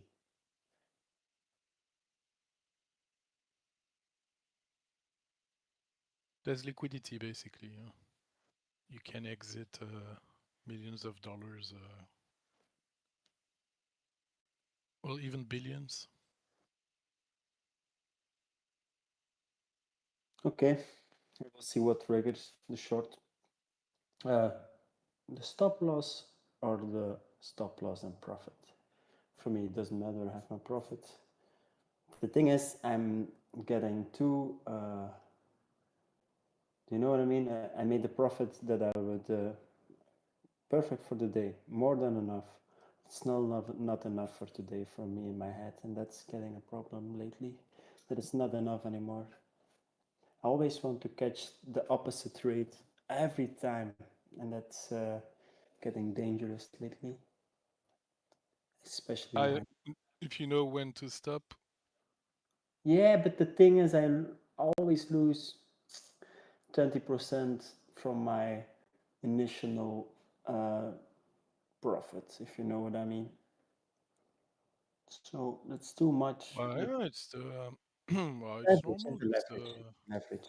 it's the cost of taking opportunities. You know, But the profits you are gotta give to get.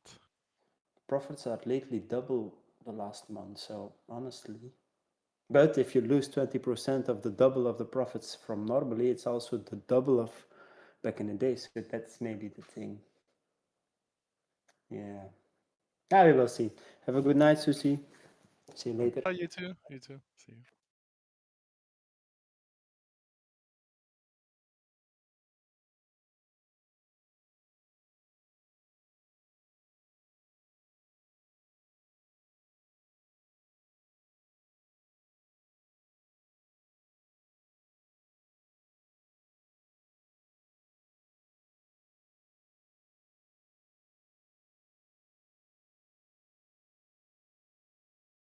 It's a bullish pop. See if we can hold it.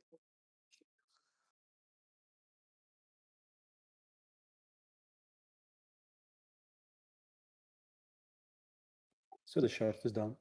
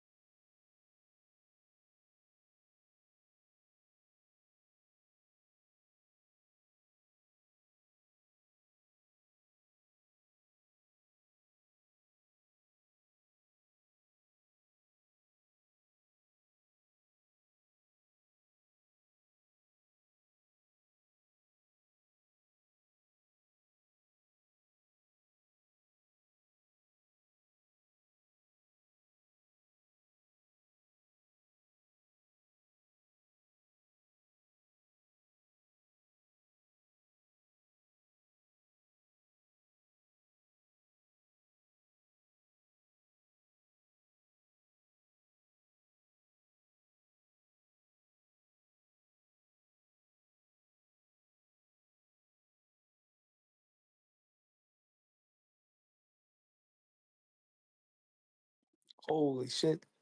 Trump's doing a press conference and someone just fainted right behind his oval desk. Like tipsied right over. Just collapsed. They were talking about the new drugs access for like the Ozempic, and the guy just collapsed. They just green screened it. I hope he's all right.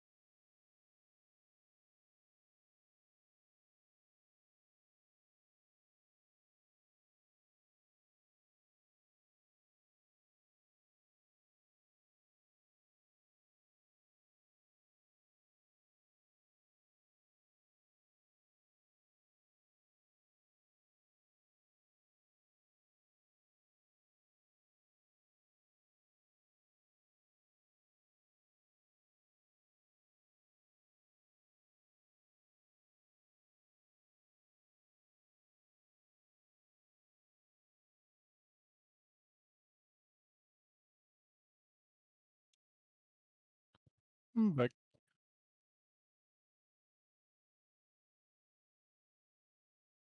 ICP's ripping it. Is it yeah. $7, yeah, cool.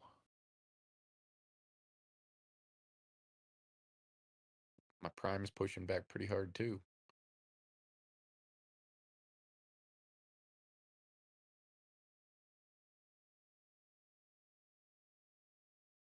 It looks this dog walk worked a bit, at least half an hour. But E-Man made me worried. He said they're taking prime off of weeks. And I was like, huh?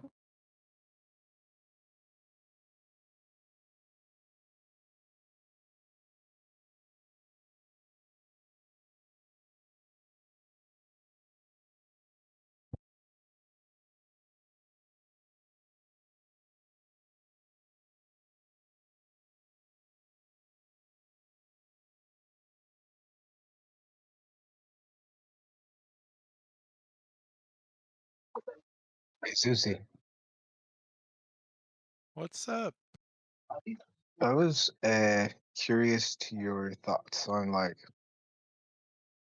some of the more mathematical and like some of these newer theories they've got, which include like quantum entanglement and quantum mechanics, chaos theory. Honestly, I don't have any knowledge about all that. But I have all kinds of incentivary thoughts about that. Yeah, well, and I should you know, say we need a physician. As it relates to the markets, like as a tool for analyzing the markets.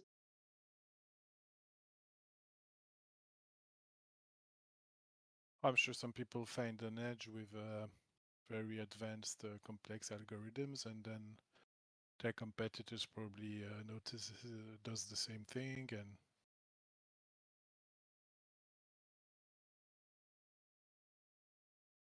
and then they need to change algorithm already, no? I don't know. But quantum trading is just a cool word to use to sell mathematic formula.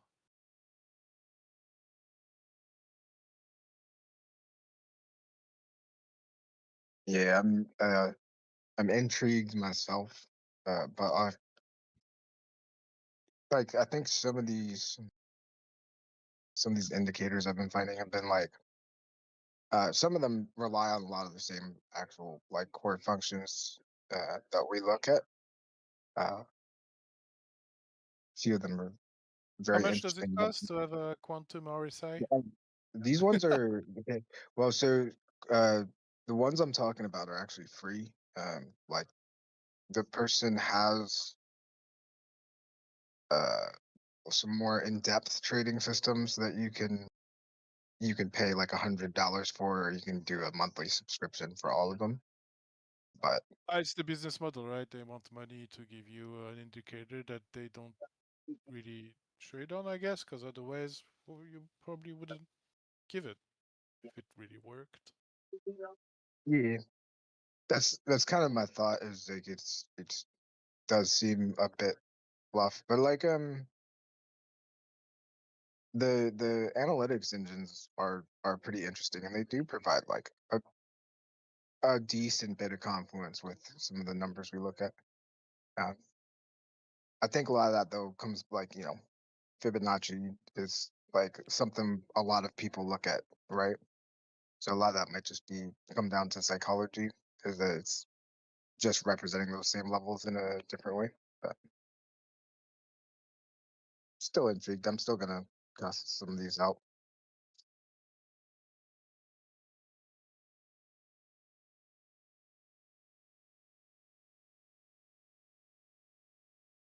Well, good luck. Usually people spend a few years searching for an answer in indicators.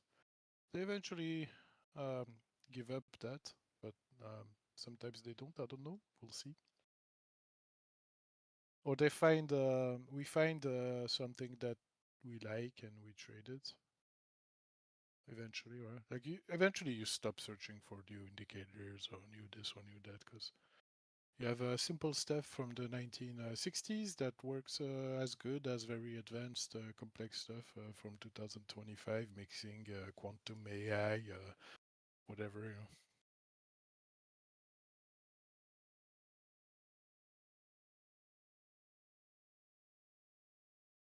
Yeah, more. This is more like a curiosity. Uh,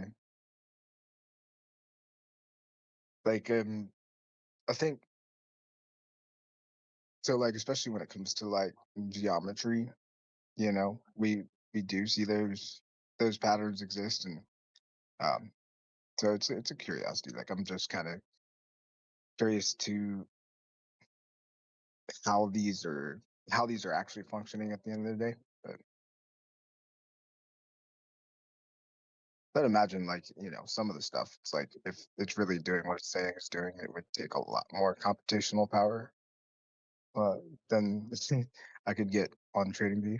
But who knows?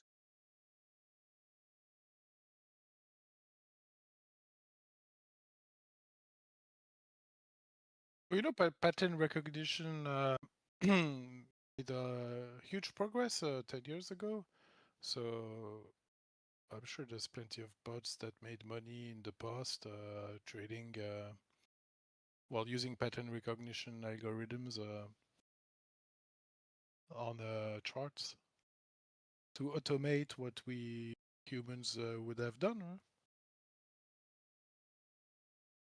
Overall, it's a good idea to just write the code if you know you've defined well what your trading strategy is, and then test it, back test it, see if it's really good.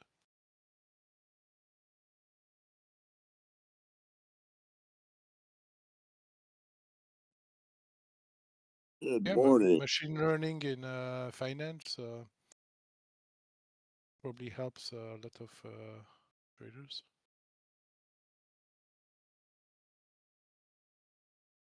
Back down here again, huh? You know, it's very opaque. Like you, if you search for papers, like just search applications of machine learning to finance. You're not gonna find a lot of stuff. Like you'll find a few papers, of course, but there's plenty scientists who tried to come up with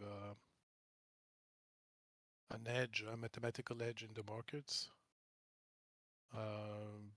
But I guess it's not seen as a serious subject by scientists overall.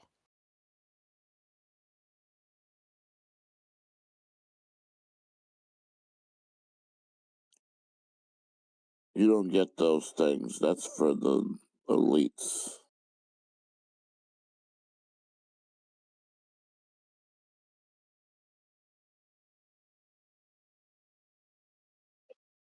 I'll say the thing that attracted me to these indicators is so like when you with at least with this particular creator, when you are like hitting the little info bubble on each setting, it's got like some of the most descriptive explanations of what that setting does, which that's something I've been searching for, like in general, or not searching for, but something I've been trying to improve my understanding of is like what exactly, you know, putting this parameter up or putting this parameter down does. So that part's pretty cool. But there's plenty of very interesting stuff, honestly. I went that route a few years ago, and you're gonna find some papers and they're interesting reads. Yeah, exactly. I'm certainly not planning to trade off of it, but to have a better understanding would be, I think, is the goal, right?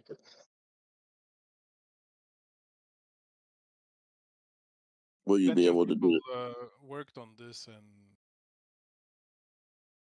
I don't know what the conclusion is, but it might be that it's just hard to do better than random.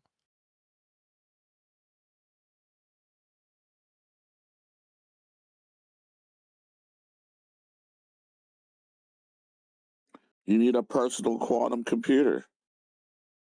I don't think more computation power is makes any difference. Like these are subjects that are closed, and we already know the best algorithm to calculate it, and it's been the case for 30, 40 years now.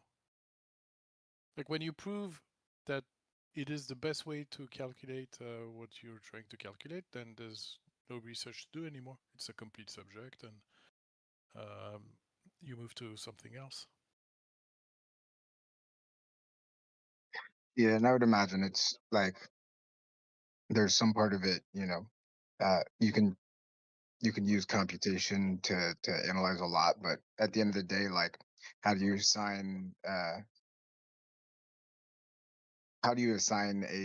a number to certain like psychologies or sentiments, right? I mean, fear and greed does a pretty good job of that, but you know, outside of that, like if you're looking at individual points or catalysts, you know, it's one thing to understand, it's another thing to try to put that into an equation. Yeah.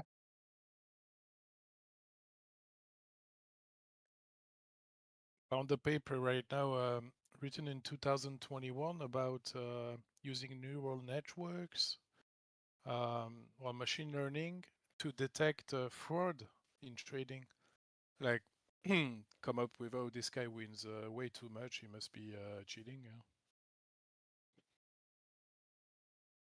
Maybe I'm sure exchanges use that already to detect Yep. insider stuff. No?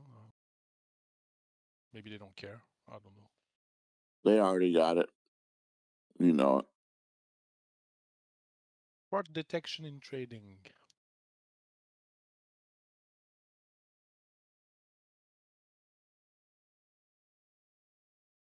I mean, in some senses, that I would imagine the idea is the fees kind of cover that, right? Because as long as you're paying them until you're extracting, assets from them, or like hacking wallets or something. I don't think they care as long as they're making money. Yeah.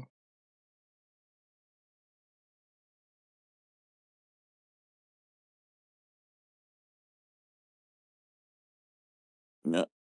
Or maybe moving your asset off their exchange.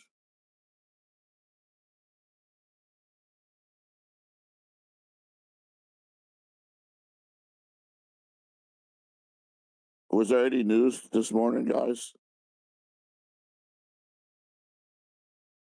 Other than we pumped too much, let's go down. I don't think anything specific.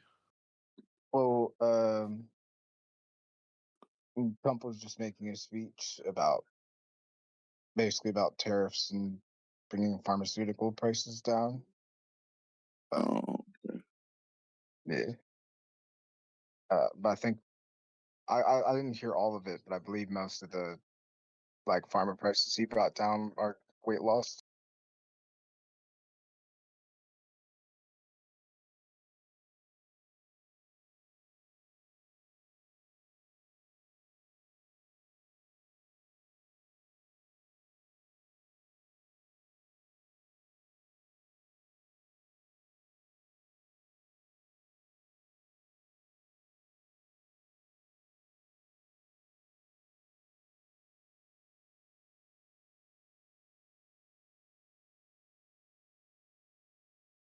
They showed a bit of him talking.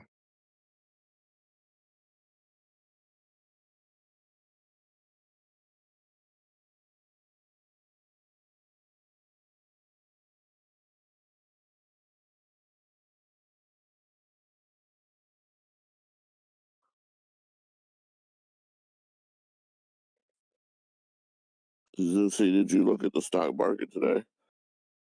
Yeah. I mean, it's good that it's down, right? Like, at least if it revert, well, there's more money to be made if it reverses upward now than yesterday. Like, we're further away from all-time highs. I was looking at like at least 5% down after that blow off top, and we're at 3%, right? So I guess, oh, maybe maybe we won't get a Red Friday too. Maybe now it's for next week. Right. I see. But yeah, it's red. Nothing huge though. The Nasdaq isn't down 4 or 5%. It's down 2%. SPY is down 1%. Dixie though is not going up with the stock market coming down. Typically, you see the dollar gain value when people sell assets into dollars, but it looks like that's not happening today because dollar is also going down. So I don't know where the money's going. I guess the Fed is doing some stuff, or I don't know. But yeah, where's the money going? Because Europe also dumped. Maybe China's pumping? I don't know. Gold? No, not really. It's flat. Look at gold. Is the money just disappearing? People TP'd stocks today, but their dollar also lost 0.5%. Gold didn't do nothing. I mean, gold is flat, right? Like it's not red, it's not green. So maybe, yeah, maybe people are buying gold. I think some of this too is the market reacting to tariffs, like a little bit, maybe overreacting to the potential impact of tariffs, even though it's already been priced in. But we overreacted to the downside and then to the upside, right? So now maybe back to the mean a bit. Tariff scare dip is it's much lower. Damn, ICP. What the hell? It's 75 on Bitcoin and it's 4,800 on it's 4,800 on SPY. We reached 7,000. So the overreaction is more like to the upside than the downside now. We got downside first, then upside, but way too much.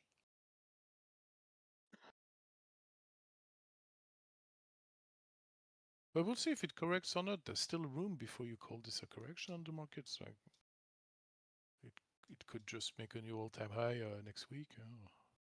Yeah, I don't think it'll happen this week anymore. But yeah, we could see a new all-time high next week.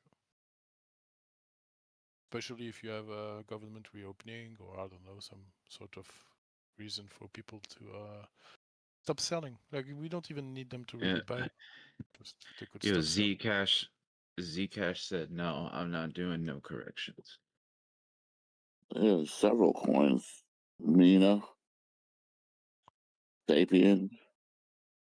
But it's good to have your coin able to do a blow off top like they should at the end of a cycle. ICP. Who would have known? I'm pretty sure Zcash must be in price discovery by now. Yeah. Yes, it is. Absolutely. Its previous all-time high was 376. Or sorry, 372. Crazy.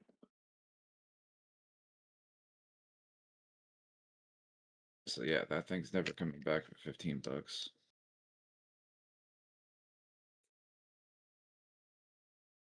I should just hold the rest of what I have.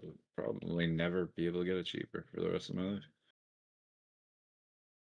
I don't know though. This is sort of like a XRP move, right? Like it's probably gonna do something similar to what XRP did. What were you gonna say, Zusi? I would feel exactly like you if I was holding some Zcash right now. The reality is it will come back down to the mean, but it might take it a few years even, right? Who knows? Yeah, but not $15. Seriously though, I have it at $20. My average is $20. But I was buying it in price discovery to the downside. So like it was literally making new all-time lows when I was buying it. Damn. I guess I could do that again, but to be bearish on it, the first step is to come below the previous all-time high, right? So as long as you're above 388, it's just pumping. Who knows how high it'll go? But once you lose 388, then slowly over time, quickly up, slowly down. That's what these alts do. So we're in the quickly up phase. Well, for this We one, need yeah. you need a topping pattern a bit, maybe on a bigger time frame than the 1 minute, right? Maybe something on a lower high on the daily eventually. Like it's gonna take a while, yeah. Buying this crap since 2022, and it does this, like it goes down to new all-time lows over the next like 2 years, and then within 2 months, it's freaking in price discovery. It's an all-time high. Like that is so nuts. You see the breakout I long at $80, like there, $80. The good move wasn't to TP $80. It was to break out long $80. Right? Yeah, It's the yeah, it summer was. 2021 dip. That's 12th, the yeah, sort of like 12th, a 12th May bear also market was a bit rally. lower. $67 also would have been a 12th May dip was a good buy in the end. Yeah, took it years to play out, but it did.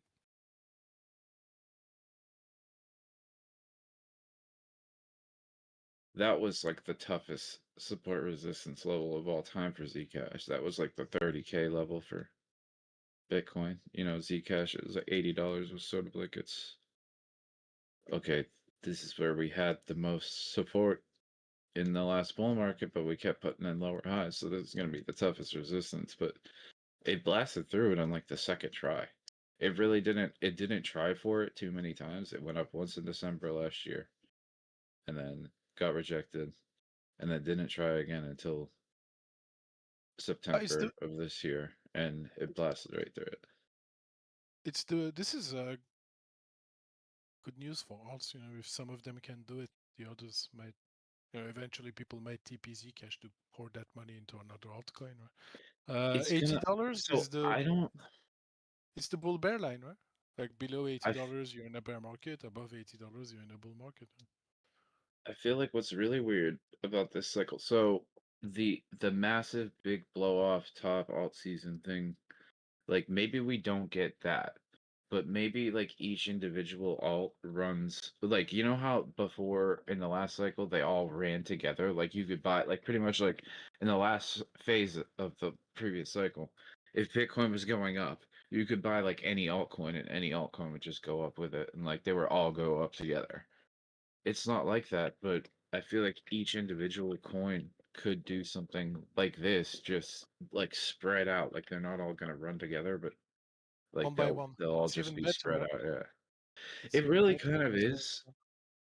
It's just that what kind of environment? So some of the stuff that I'm holding, it's gonna have to be a really specific environment for it to do what Zcash did, XRP did, or whatever.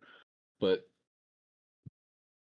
like Dbloc is saying, these specific narratives, like I don't think like me personally, I'm not trying to jump in and out of in each and every one as it's happening. I'm just buying each one, and then when that narrative pops, I take profit on the coin that I'm holding in that narrative. So it's like I am just holding and looking for good deals for coins in each different narrative, and then like eventually, hopefully, they all do this. Like say I have 3 coins total in each narrative, right? And maybe some of them overlap 2 different narratives, you know what I'm saying? Yeah. Then it's like I kind of just have to wait for either that narrative or one of the 2 narratives that it's part of to start running, and then I'll be like, okay, cool, we're in business. Now I can start looking for good places to take profit. But I'm holding so many different things, waiting for each different narrative to pop. So it's like I'd rather be in an environment where that's sort of I'd rather be in an environment where that's easy. It's easier for that to happen. But the problem with that is that when you're in an environment like that, where it's a really euphoric environment, everything is running, and then it's so hard to keep track of anything because all of your shit is running. You don't know, you can't focus on just one coin and be like, okay, I'm gonna take profit here, and then if it goes up here, then great, I'll take more profit. If it comes down here, I'll sell some more of my position. Like I'll stop out of the rest. But you know, like you can focus on it and make a plan. But when everything's running all at once, you can't even really focus. That was one of my big problems back last year. Like the two big rallies that we had in like 2023 and 2024 for the altcoins. I didn't take as much profit as I should have because I couldn't focus on. I was trying to like switch from one coin to another. Like some of them are running, some of them are not, but a lot of them are running all at once. So it's hard to focus on a plan for each one, whereas they were all doing something. You know, it's like it was very crowded. But with this, I feel like it's better pacing. Like if it was just one coin each month or something, you know, or like. I find it interesting that last time a mini alt season started with Bitcoin Cash, right? BCH. Like it was one of the first alts to pump. Yeah, that was and weird. then we saw, you know, XRP or we saw other alts perform good after Bitcoin Cash did. But this time it's not BCH, it's Zcash. But there's the word cash in both, right? Maybe there's a link there. Yeah, people just like cash. Oh yeah, last time it was Bitcoin Cash, now it's Zcash. Maybe That's funny, yeah. I mean, I don't think it's random.